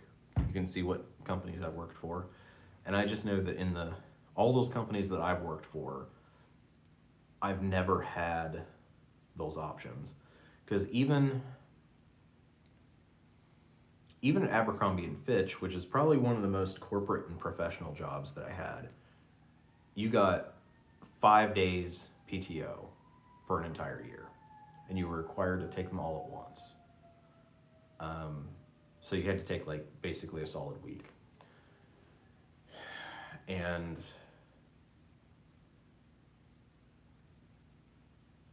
yeah, I can't really think of any other job that I even had vacation.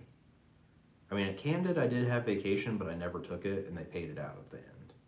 But I think I only got 1 week there, too. I'm lost. Okay, Jennifer said, if we get sick during our PTO, we get extra PTO? Oh my gosh. Okay, guys.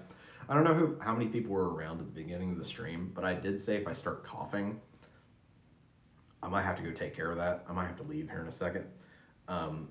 But we'll see how this goes. I'm still a little bit sick. I think maybe because Sweden is somewhat of a socialist country, we rely heavily on the system we pay very high taxes for. Yeah, well, yeah, Jennifer, watch when you come to America with the whole S word thing. It's fine, believe me, it's fine, but it will freak a lot of people out if you say that here. Um, but no, and you're right, and it's the same way in America, really. Like, um, debatably, depending on how you look at it, it's debatable about who actually pays more taxes between Europeans and the U.S. We pay different types of taxes in different ways, but there's a way to argue that we actually pay more in the U.S. The difference is you guys actually get something out of it. We don't really. It goes to funding a lot of stuff that a lot of people don't end up getting back, whereas you guys do kind of get some kind of benefit from it.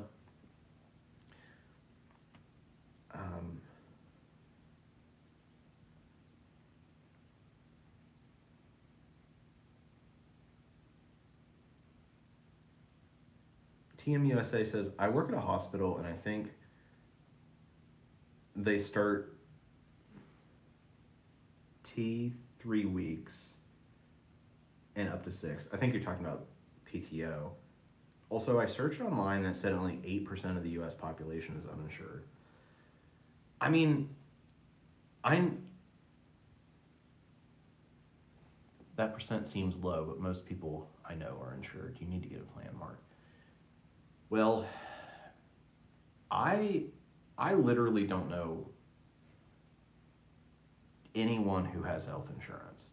Now, I would suspect that the guys that live in the house with me probably do. They've never mentioned it. But I was recently so I'm on Yik Yak, not for the college I work at, but for the college I went to. And they were talking about how they had to get these insurance plans. And I was like, what are you guys talking about? We never had insurance. And apparently now they're requiring you to get health insurance to go to college, which would have completely prevented me from going to college because there was just no way I would have been able to pay for that. And this was before Obamacare. So even if my parents would have left me on their plan until 26, you got kicked off at 18 back then. So that was not even an option. So I think now the guys probably do have it. But I can tell you that I don't have it, our chef doesn't have it, and our cleaner doesn't have it. So that's the whole staff of our house.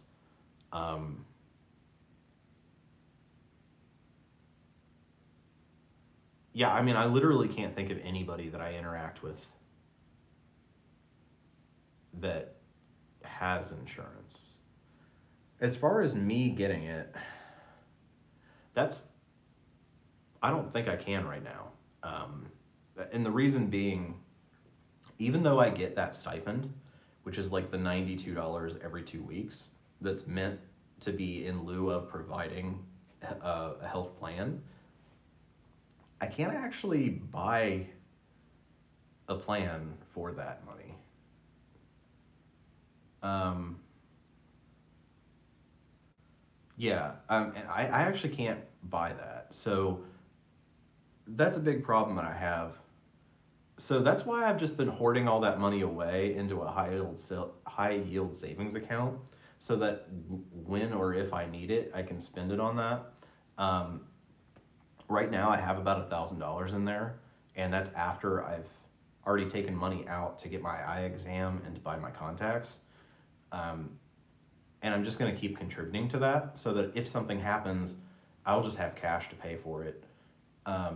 I feel like that's more efficient use of money than paying for a monthly plan, especially because I wouldn't even have money incoming to cover all of it. So it would be cutting into my living expenses and then have to pay more to actually use it. So I don't know. I'm not 100% set on that, but as it stands right now, I really just don't think I can get insurance.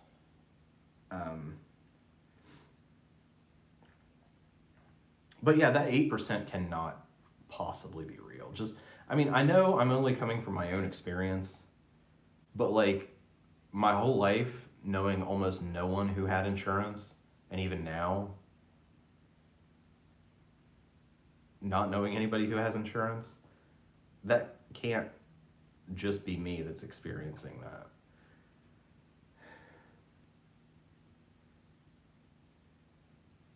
Um,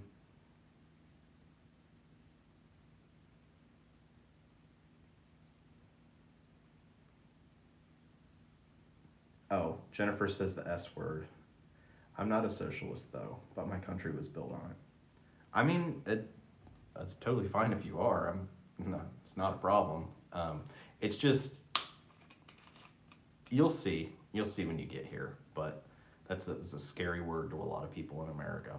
Um, they, I think what it is like especially in the 50s and 60s during the Cold War, um, communism was used. Well, like we were in a Cold War with Soviet Russia, and the terms socialism and communism are used pretty much interchangeably in the U.S., and I think they were then too, because people don't really understand the difference, and both of them are used as like fear mongering words, and um, so especially in the 50s and 60s, they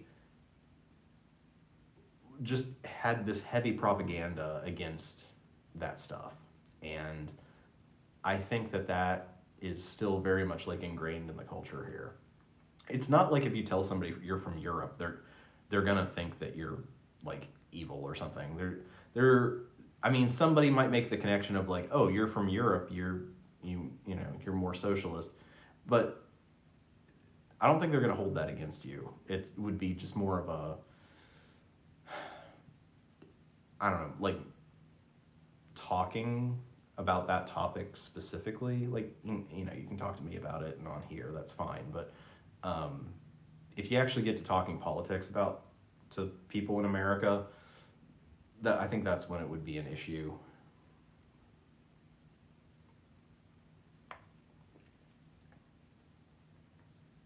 Um, TMUSA says yes. I'm aware of required health insurance at least some universities.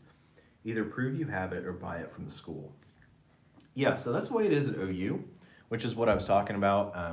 The school that I went to before I transferred to Marietta.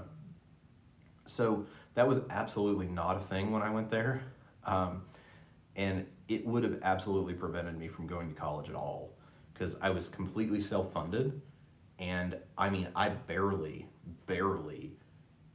survived, like literally barely survived. Like I didn't eat usually for entire days because every penny I went to was to even getting transportation to school.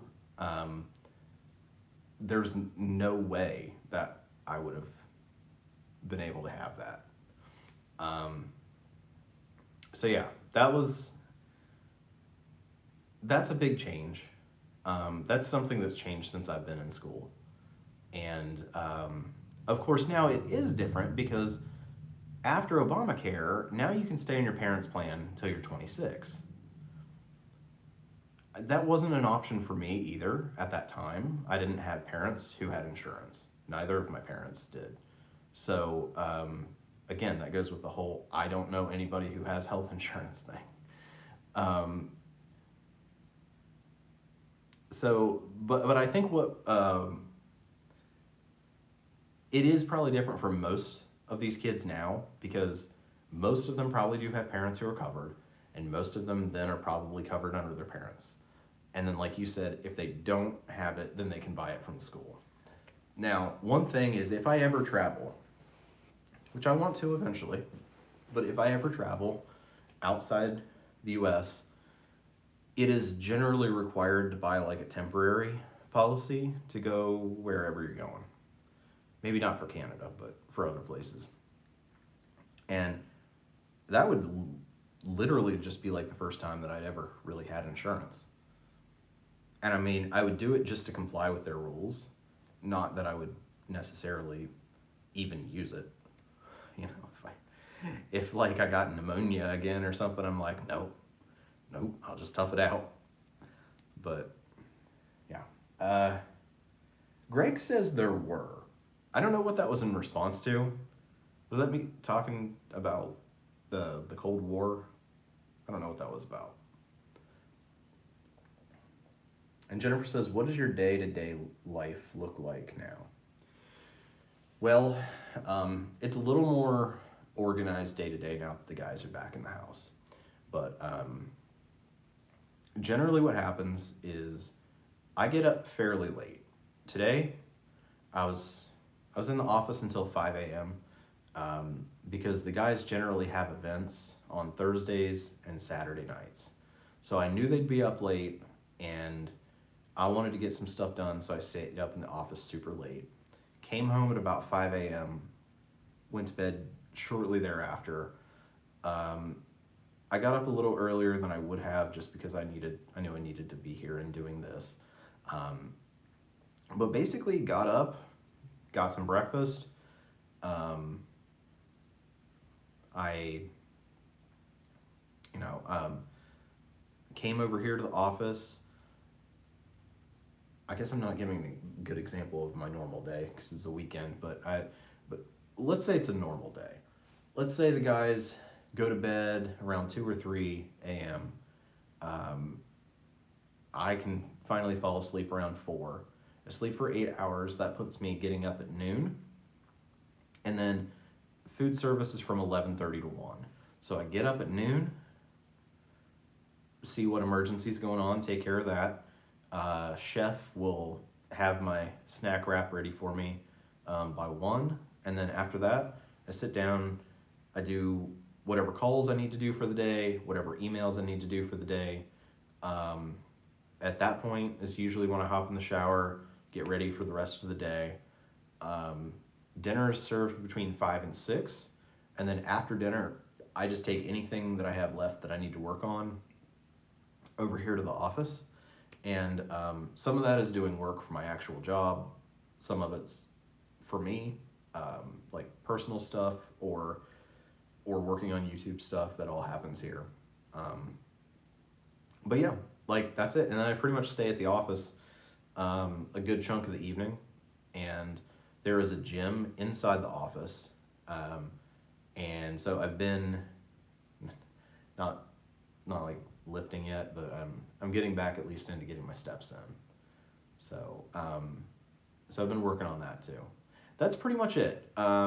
It changes up a little bit on the weekends just because the chef's not in, but other than that, my day is mostly consisting of me having a big chunk of quiet time here at the office. That's all about productivity, working on some stuff for work and then personal projects as well.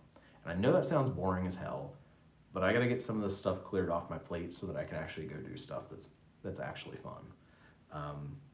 Plus it feels great to kind of unbury myself from all this stuff that's fallen by the wayside for the last few years. Dragon Shore says, starting the live stream now, gonna start at the beginning. I missed the notification, sorry for being late. No, you're good. I had a problem at the beginning. When I started the stream, it kept insisting that I stream vertically, and so I had to actually cancel it and start a new one. Kinda seemed, it kind of screwed stuff up, basically. Jennifer says, it seems like a pretty good job, besides the late nights, but since you can sleep late, it seems reasonable. Yeah, I'm kind of like a night person anyway. If it was just me with my own place, not dealing with, 30 roommates or whatever, I would probably go to bed around 2 a.m., 2:30. That's like my normal schedule. So I'm already kind of up late. And yeah, with being able to sleep in, I still get that solid 8 hours. It's just different. You get a salary plus paid for living. So the way it works is I get a salary And then, yeah, technically, so I get an apartment within the house, and that's free to me. I also don't have to pay utilities, so that's paid for by the chapter, just with the rest of the house. And then I get a meal plan. So during the school year, and as long as it's not when the guys are on vacation, we have a chef who cooks lunch and dinner Monday through Friday. And so that's included as well. So not all of my food is free, but a good chunk of it, plus housing, plus utilities, and then the salary. So all in all, they say that I make like 75,000 a year.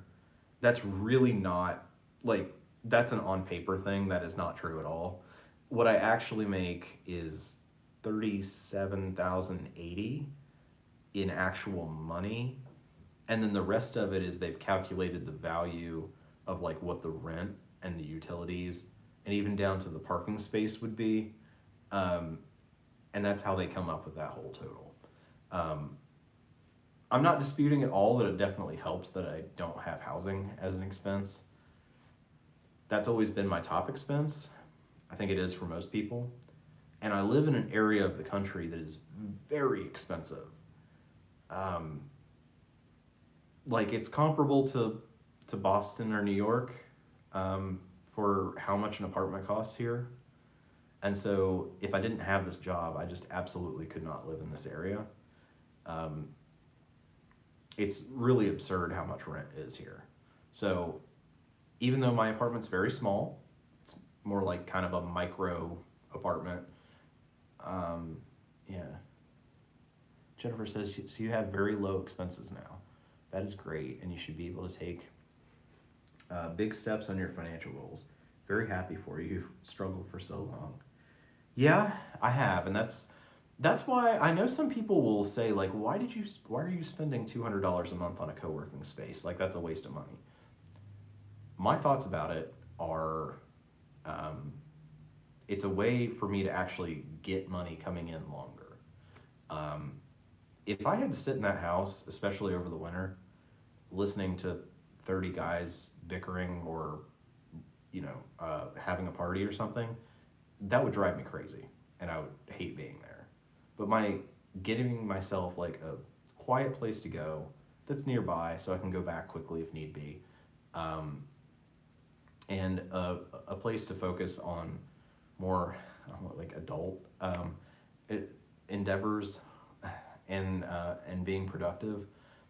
It allows me to stay in that job a lot longer than I would if I had nowhere else to go to get away from it. And I mean, you're right. Like I've got the stability now, and I know you guys haven't seen it because I haven't been able to make those videos yet. And I still also don't have a replacement for Mint to show you guys visually what's going on, but I have paid off so much. Um, like I'm in so much of a better financial position just within like the last year. It's just, I mean, obviously like being employed helps, but like, um, uh, but it has let me pay off credit cards. I've paid a lot of invoices, almost all of them actually at this point. Um, I'll be paying off some back taxes. Um, I've saved a lot of money, both in emergency fund and in my health savings account. And while I'm very far from where I want to be, like, yeah, I've made a huge bit of progress. And so, um, I need some more time to do that. I definitely need this whole school year. But by the time this school year is done, I will have paid off all of my past due credit card debt. I will have paid off all of the invoices from the lawsuit. I will have paid off most of the past debt to the IRS. I should have all of my past taxes that I don't yet have filed. And I'll be down to just my student loans. And like I said earlier in this video, by that point, I should have my credit score high enough where I'm trying to refinance those at a lower rate so that I can get a lower monthly payment. And it's just stuff that's needed done for a long time. And I just haven't had the stability to work on it, but I do have that now.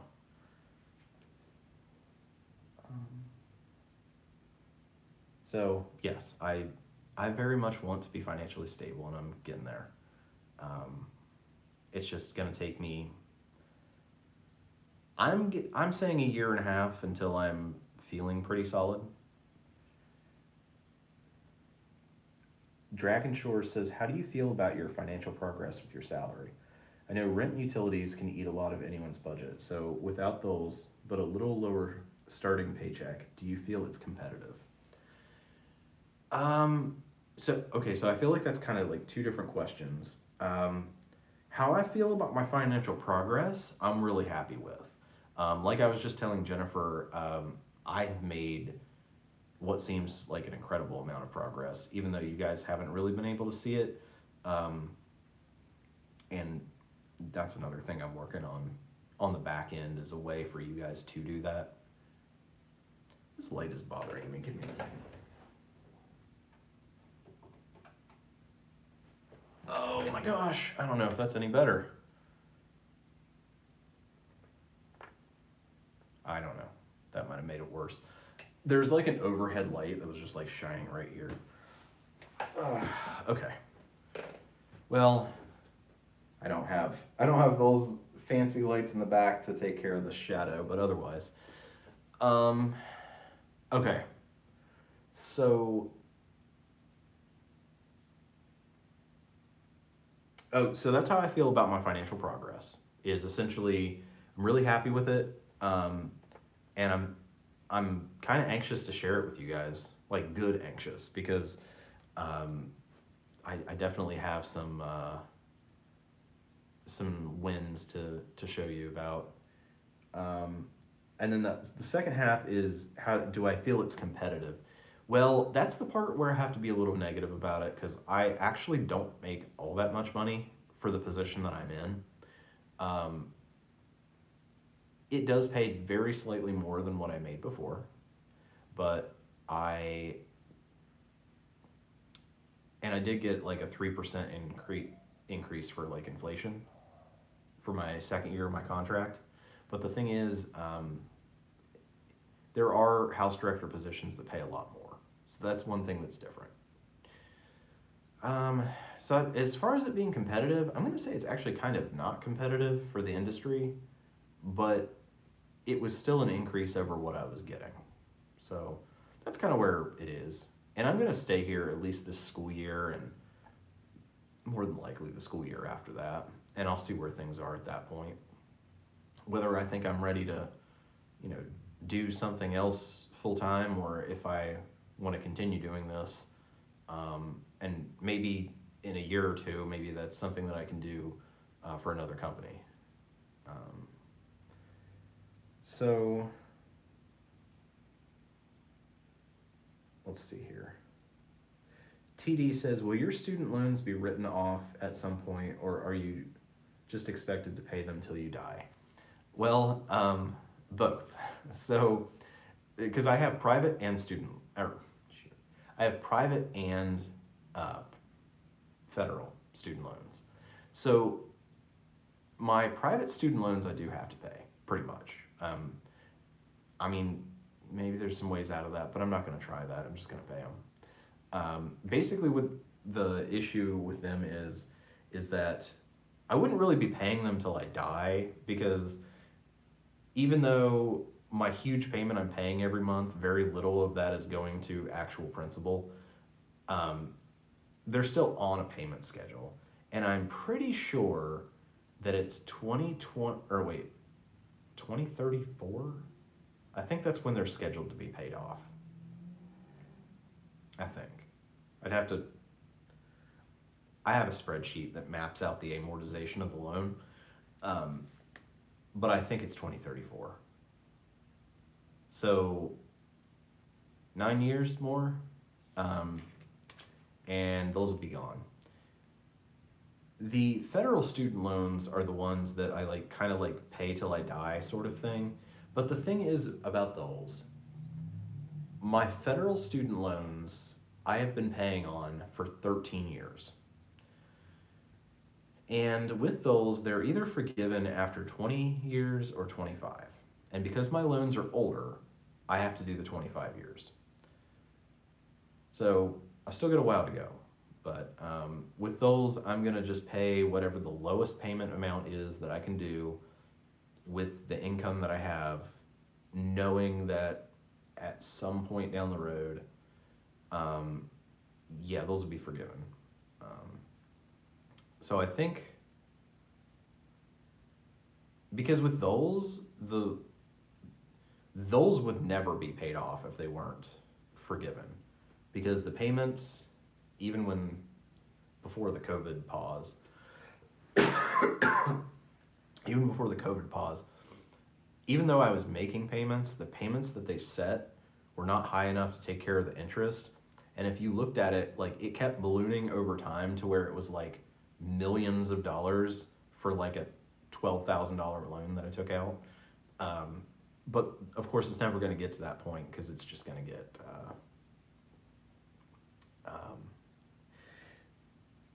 yeah. So and then Jennifer says, I need to sleep.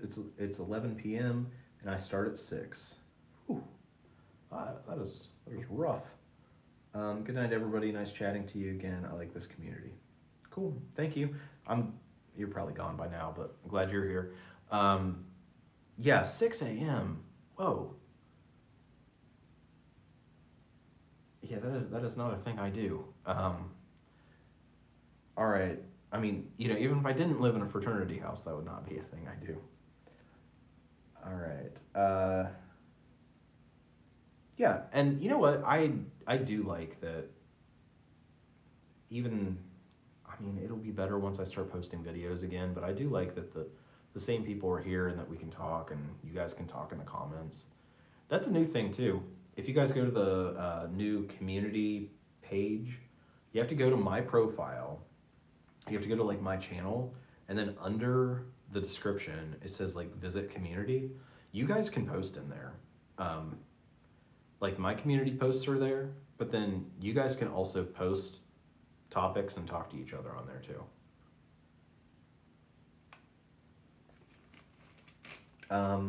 TMUSA, I can tell you seem happy and pretty content. So happy you're housed and moving in the right direction. Yeah, I'm glad you can tell, because sometimes I feel like I still come off a little bit bitter or something, but I know that I'm making progress. And yeah, I'm like kind of stressed about like work projects right now, but like also the workload and the volume of things that I have to do to get my life back on track. But at the same time, it's like, I know that I've made a ton of progress, and I know that I have everything mapped out where I will, yeah.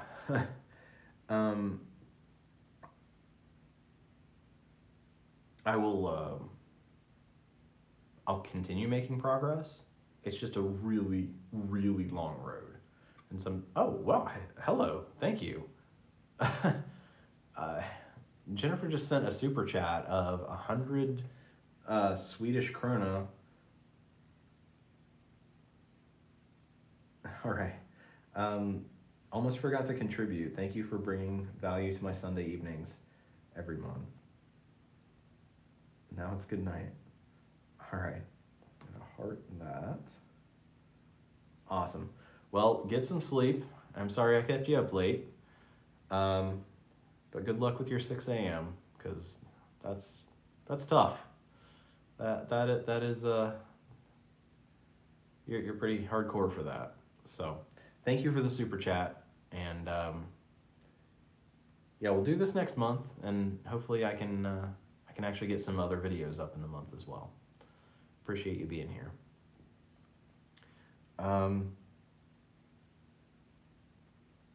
Yeah, and then TMUSA seem happy and pretty content. Yeah, and I do want it to come off that way too, because I am, and I'm glad you can see through that. Like I said, I think I still am like a little bit bitter about some stuff, and I know that comes through as well. But I don't want to be like coming off as complaining, because a lot of stuff is going really well. It's just not going as quickly as I'd like it to. Dragon Shore says, how will you account for the taxable income, which is crap once your 25-year loans are forgiven? Well, that's gonna suck. That's all there is to it. I mean, so there was a thing temporarily, and I think it extends until 2026 still. It was something Biden did where if you had that um, delivered, delivered? That's not right. If you if you had your loans forgiven up until 2026, you didn't have to pay that extra. I know what you're talking about. It's like the 1099-C cancellation of debt, and then you have to pay income taxes on it as if it's income. The thing is, I don't really have a plan for that, and I don't know how much I'd need to have planned, but let's think that out logically. So, the income that comes from that is not taxed like regular income. I think that's where most people panic. So let's say this is completely hypothetical because this will totally not be the amount. But let's say it's $10,000 that's forgiven.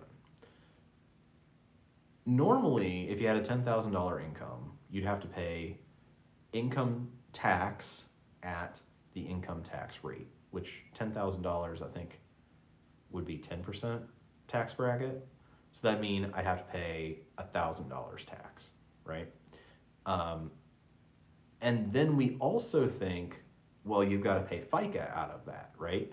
Because Social Security and Medicaid. But you don't. So in this, you don't have to pay the FICA taxes. So that saves you right there. You don't have to pay those extras. It's not that type of income. You just have to pay the 10%. Now, of course, it's going to be more than that, so you pay the 10% up to the top of that tax bracket, and then the 12% up to the top of the next tax bracket, depending on how far up it goes. Which, yes, is going to suck, but it's not. We're kind of looking at it as like it's regular income and how much tax you'd have to pay on regular income, and it's not that. So here's what I'm thinking. Let's just say it's like $25,000. I don't even know if that's realistic, but let's say it's $25,000. I don't know what the tax brackets are off the top of my head, but if that's all in the 10% tax bracket, then that'd be $2,500. Is that right? I think that's right. $2,500 that I'd have to pay in taxes, which is not ideal, definitely, but it's also not like it's going to ruin my life. Even if it was $100,000, which it definitely won't be $100,000 that I owe by my 25th year, that would only be $10,000 to pay off, which again, that's like a huge amount of money, but it's not like life-changing, devastating. Especially because with the IRS, you can do payment plans, and any other refunds you might be getting would go toward that to help that, things like that. So there's ways to get around that, and that's just basically what I'll do. Whatever is the most efficient way of taking care of it, that's what I'll do at the time. And who knows? I mean, if somebody else gets in office, if America exists at what was the year 2034, if somebody gets in office and has a completely different policy than now, they may completely change things. They may completely forgive all student loans, or they might extend that thing where you don't have to pay the extra tax on 1099-Cs. It's so hard to tell, but basically what I'm saying is, if I'm hit with that, it's not going to be the end of the world. I'll get on a payment plan, and I'll do what I can to to just take care of it. Dragon Shore says, agreed, TMUSA, general vibe is less heavy post the girl. Yeah, and just so you guys know about that, I know I've gotten a lot of shit about that. I don't really think that I brought the negativity into that. And I hate that she did, but I also want you guys to know that that whole situation is not exactly, well, it's not over with. I'm still working on stuff in the background. I mean, I'm not interacting with her, but like, there's still court stuff going on. And because of that, whatever, what was it, darkness? Heavy, like heaviness. That, like, that's still, it's still here. What you guys are seeing and you're saying it's less heavy, well, at some point it'll be even less heavy. And I'll be closer again to being myself as more of this stuff gets worked out. So I'm glad you guys see the difference so far. There is still, literally, like last night I was working on one of the letters that I have to write to a government agency for something. But like, that whole process has not ended, but it's, I think, reached a turning point where things are getting addressed in my favor now. And it's still a very long process. And not only do I have to finish like the whole court process, but after that's all done, then I have to go back and work on myself. I'm going to have to go through therapy. I'm going to have to do some processes that I know that I need to do. It's not like I'm going to be okay at the end of it. You know, it's not, I'm not okay, to be quite frank, but like, to be more okay than I am now and closer to being back to myself. So I'm glad that you guys see a difference, and I'm glad that despite that stuff still going on, it at least seems brighter than it was. And that's kind of where things are. I have also made an incredible amount of progress this summer on that stuff, and within the next couple of years, I'll be in a really good place with all of that stuff. So I'm still planning on making that series of videos. And, you know, for some people who might not want to hear all of that, that's fine. But for people who want to know, like, what my problem has been all these years, that information will be there in those videos if they want to watch it. But those are still coming, but they're a long way off. But that is eventually, it'll eventually happen. And on the one hand, yes, it will bring a lot of heaviness, a lot more than you've ever seen on the channel, because I'll have to talk about what happened. But on the other hand, it'll also be the end of it, to finally be able to tell what happened. And for people to, through hearing that story, be like, oh, like, that's why he was like that, right? So, yeah, I guess it's going to be up to the person watching whether they want to watch it or not, and how they're going to see it. Yeah, and then TMUSA says, yep, to Jennifer. All right, so I know we got 12 people on. I got to take a short break. My nose is killing me. I'll be back in like 2 minutes. You guys can leave me any questions in the meantime, and I'll answer them when I get back.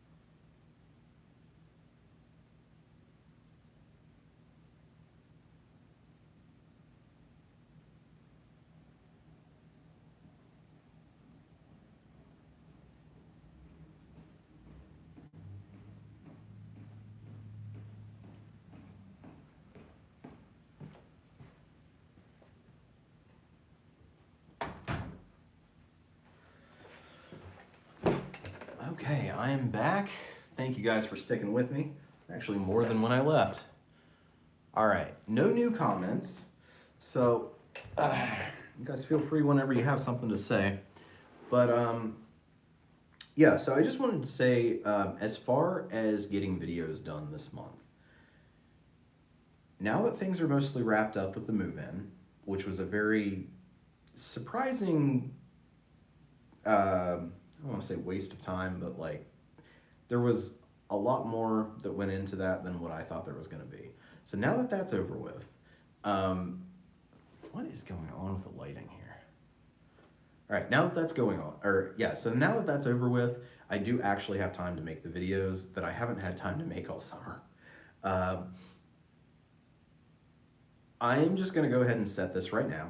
What I'm going to do is for this coming week, so this is Sunday, and then Monday is Labor Day, and then this coming week, sometime in this coming week, I'm going to sit down and actually film the 6-month update to the financial goals, because I think that's going to be the easiest video for me to make, and then that way I can at least have that out for you guys. The goal would be, at the very least, by the end of the month, to also have the other one.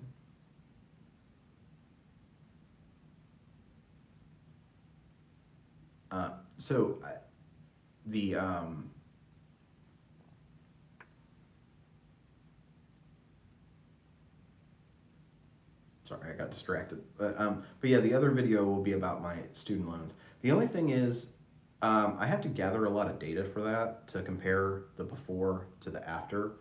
And also, like, all of the legislative changes and all the things that have happened with the student loans from 2020 to now, and how those have affected me. I need to, like, go back and kind of figure out where those fit on the timeline as well. That's going to take a little more time. That's why that's going to be the second one. And then the third video, because it's a different style of video than what I've filmed before, is just logistically going to be difficult. I'll get there, but that'll be third. And then Dragon Shores just asked a question.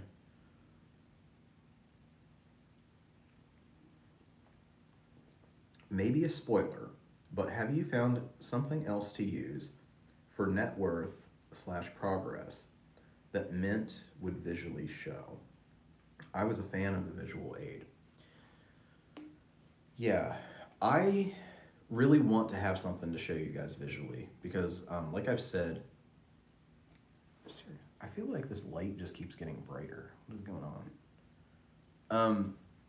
So I do want to show you guys the progress, because I've made a lot, and like, I'm excited about it, and I feel like I got to have something other than just like, oh yeah, hey, things are going well, to actually show that. But ever since Mint shut down, I don't have that, and here's the plan. I already told, I don't know if she's still on here, but I told TMUSA about this, so it's not like it's not out there. It's a little bit of a spoiler, but basically what I'm planning on doing was supposed to be over the summer, but that didn't happen. I'm going to set 90 days. And I have a list that I made when Mint shut down of some free alternatives to Mint that seem like they're similar enough to what Mint did that they might be able to be a replacement. And I'm going to make a video where for 90 days, I categorize every one of my transactions across these, like, I think it's 3 products that I've chosen that are like contenders to replace Mint.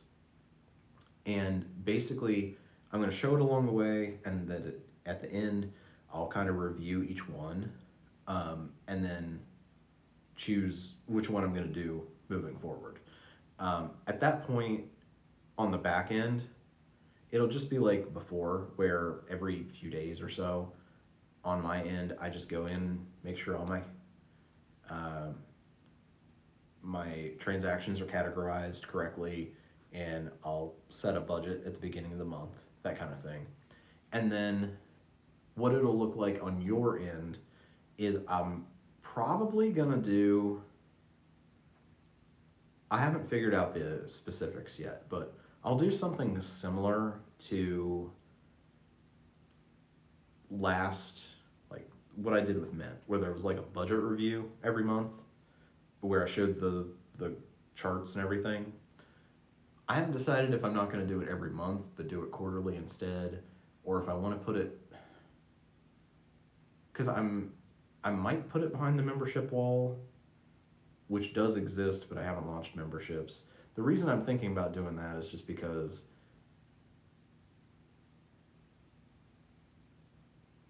as the channel grows, I mean, people are going to care less and less about my personal finances.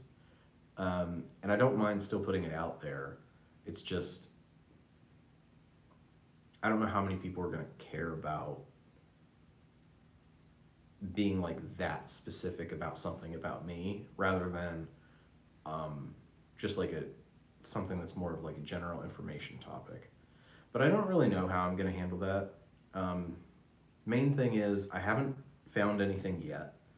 One of the videos is going to be me going through the process of finding something, and then once I do, I'll then use that product to get back into making the monthly budget reviews in some format or another, at least so that we can track like progress on net worth, and then like maybe more specifically like paying down different things.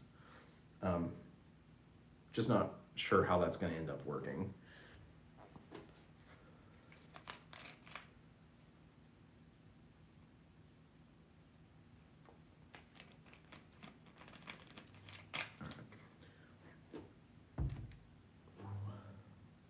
I might have to turn the overhead lights back on. Sitting here in the dark is driving me crazy. So that's what I'm thinking. And this month, like I said, I've got stuff to catch up on from move-in. I've got some stuff I'm working on in the background, both personally and some legal stuff. I'm going to try to plan a trip home for October, so that planning at least will have to be done in September. And then, assuming nothing crazy goes on at the house, no huge maintenance issues or anything like that, I should be able to, in September, take a trip to Boston before it gets too cold, and or take a trip to Maine for a day to go to the LL Bean headquarters. And get one or two of those videos out for you, as well as just kind of getting caught up overall with the, especially like work stuff. Yeah, that's the plan. I really want to go to Salem, but I think it's too late. I should have gone over the summer because we're so close to Halloween now, and Salem is like, it's just so crazy at Halloween. I don't think I want to be there when all those people are there. I'd rather do it during the summer when no one's there. So I think I might end up going just into Boston itself, just going to the art museum, because I can get in for free through the library. I can just get regular food. Basically, it's like $20 or $30 for the train ticket, round trip. Free admission to the museum. I just pay for my food while I'm down there. And I can entertain myself otherwise throughout the day. And then the trains come back pretty late at night. I think the last one comes in at like 1 a.m. So I can stay in the city pretty late and make it like an all-day thing. And then when I go up to Maine, the cool thing is LL Bean's flagship store is actually open 24 hours. So I can just kind of go there whenever. But I guess going to Maine should probably be the priority now that I'm thinking about it, because like it's already cold here, so going further north Should probably do that sooner rather than later. But guys, I'm still trying to figure out what I need for winter boots. I know I need wool socks. I gotta find a good pair of winter boots.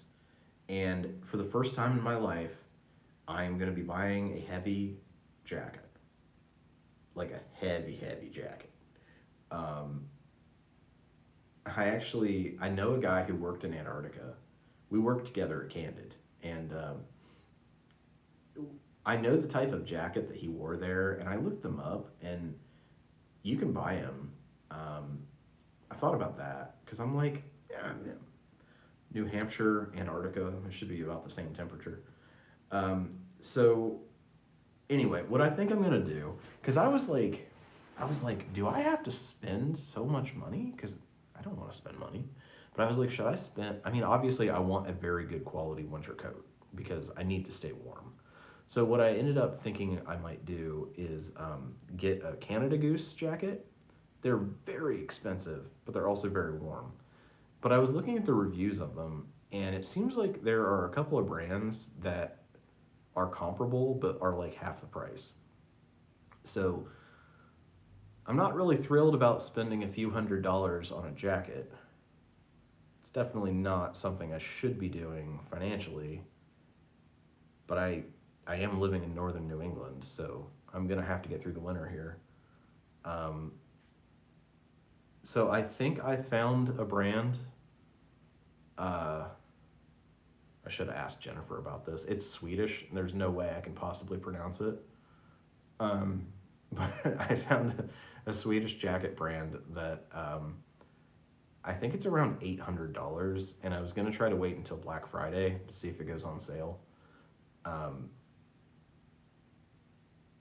so I definitely think it'd be like the warmest jacket I could possibly get, and I think that would make me very happy. Plus, I'm gonna look into getting some base layers just to wear under my normal clothes. I already have two space heaters, three space heaters set up in my apartment. I'm determined to get through this winter, even if I have to stay in my room the whole time. But I should probably be a little adventurous and try to get out in the snow at least. Maybe walk to the grocery store. All right. Well, I can ramble forever. I don't want to bore you guys, so let's stick around for a few minutes and see if there are any other comments. But if there aren't any other comments soon, I'll probably wrap this up. They started that top fans thing last time, and I think you guys can see it on your end. I can see it here. But for this stream, at least so far, we have Jennifer at number 1. She's the top fan with 675 XP. And then after her is TMUSA with 175. And then I'm pretty sure, yeah, that's Greg. That's weird. It shows his username, not his actual name. Greg is in 3rd place at 100 XP. And there's a few others. Case is on there too. Max is there. Dragon Shores. Oh, that's Sandra. Oh, and this must be, is this TD? Yeah. Sorry guys if I don't know your name, because some of them, it only shows your profile picture and your username, and it's like, usually I know you guys by your actual name.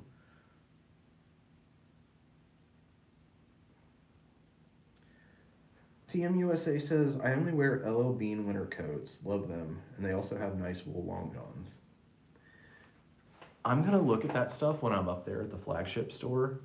I primarily was going to go to the flagship store because, see, okay, so originally for winter boots, I was going to get bean boots. That's what everybody said I needed.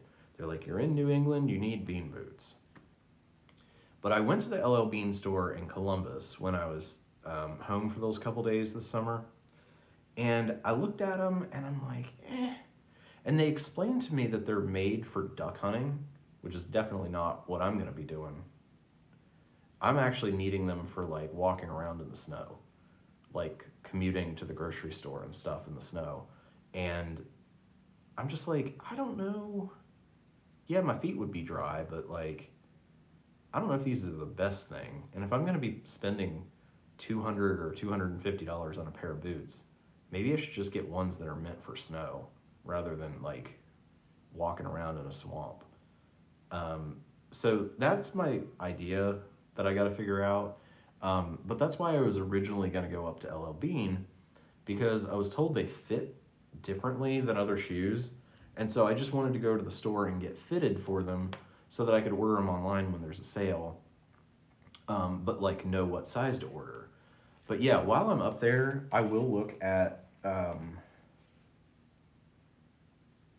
I'll look at their coats as well, because I'm not set on the one I found, but I'll still look around. I went to the North Face when I was in Columbus, but I caught them like a week before they put their winter coats out. They only had the ones from the year before, and they were like on clearance, but they didn't have any of the new ones out. So I was just there at an awkward time. And then where I live here, like in New Hampshire, I don't have anything close to me. Like there's nothing. So there's no place for me to actually like try them on. That's why I was trying when I was somewhere that had a good amount of stores.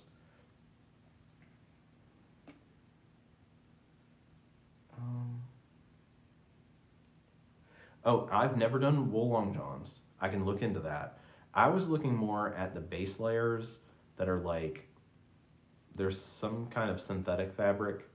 Um, Now the the base bottoms, they're essentially tights, and I used to wear those in track. So, I mean, I know I'm a dude, but like, I've worn tights before, so I know what that's gonna be like.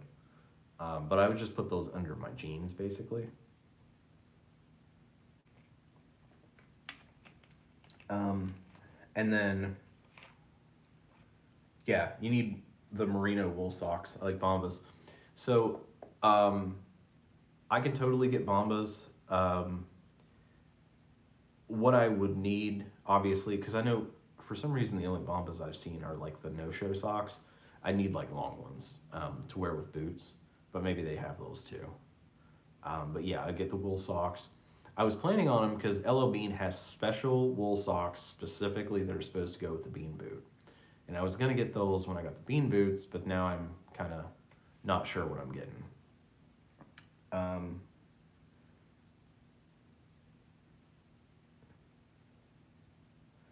TMUSA says it would be super cool to check out that flagship store. I've found nice used coats on eBay. That is also possibly an option for me. I like the coats, but I'm cheap. I haven't tried their boots. If I can find the... Sorry, I still have this like weird tickle in my throat.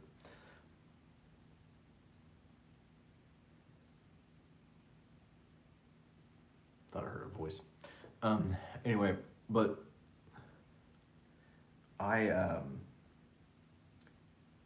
might check eBay. If I find like the specific model I want of the coat,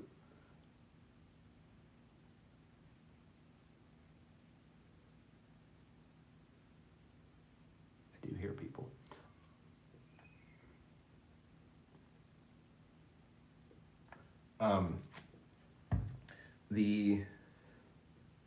I might try to find it on eBay. Yeah, because even if it's used, like I'm fine with that. I'm like, okay.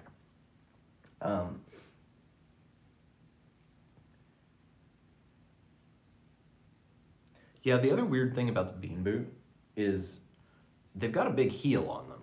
So it's like the front of it is like a normal shoe, and then it's got a heel. And everybody says that it's like difficult to get used to wearing that heel too.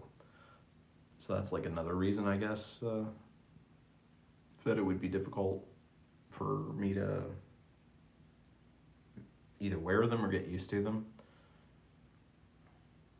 I don't know, they're supposed to be great in snow, but they don't look like they would be, based on what the tread looks like. Um, and then TMUSA says, yes, TD, not a fan of the look of the boots either. So basically, I have to start all over with.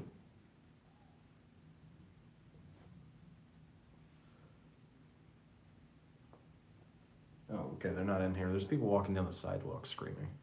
Um, but yeah, I have to like start completely from the beginning with the boots because I think I've realized the ones I was gonna get, um, not probably not gonna get. I still want to go up to the store though, just to look at everything.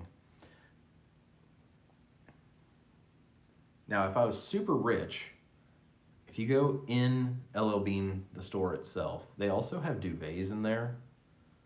They are so prohibitively expensive, but they're like so thick and so warm. I would love to have one of those, but they're like hundreds of dollars.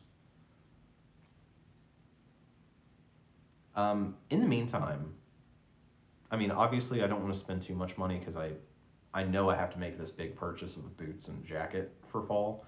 But I've been trying to buy one clothing piece per paycheck, just because I practically have no clothes. Um,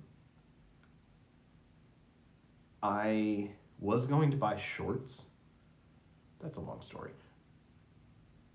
Somehow I ripped my shorts. I don't even know how that happened, but I've just been wearing them with the rip in them. But I was gonna buy another pair, but now it's like, well, it's the end of summer. You can just wear jeans.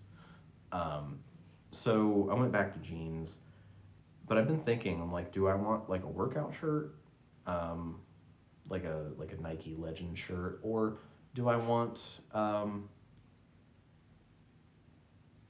I've thought about getting like a zip hoodie, you know, like a hoodie with a zipper down the middle. Um, I was hoping they'd be on sale for Labor Day. The one I've been eyeing actually, their hoodies are on sale for Labor Day, but not the one with the zipper. So I don't know what I'll do with that. Um, but that's what I'm thinking. Maybe that. Um, I don't know. Maybe I should just go ahead and buy the jacket. Everybody tells me that I can't tough it out until Thanksgiving or for like Black Friday because it'll just be way too cold here by that point. So kind of see. I don't know. I'm used to it not being cold until Christmas or after. I know like in Ohio it doesn't really get cold until January. But here apparently it starts getting cold in August. So, all right. Well, anyway, those are the things that are on my mind this month.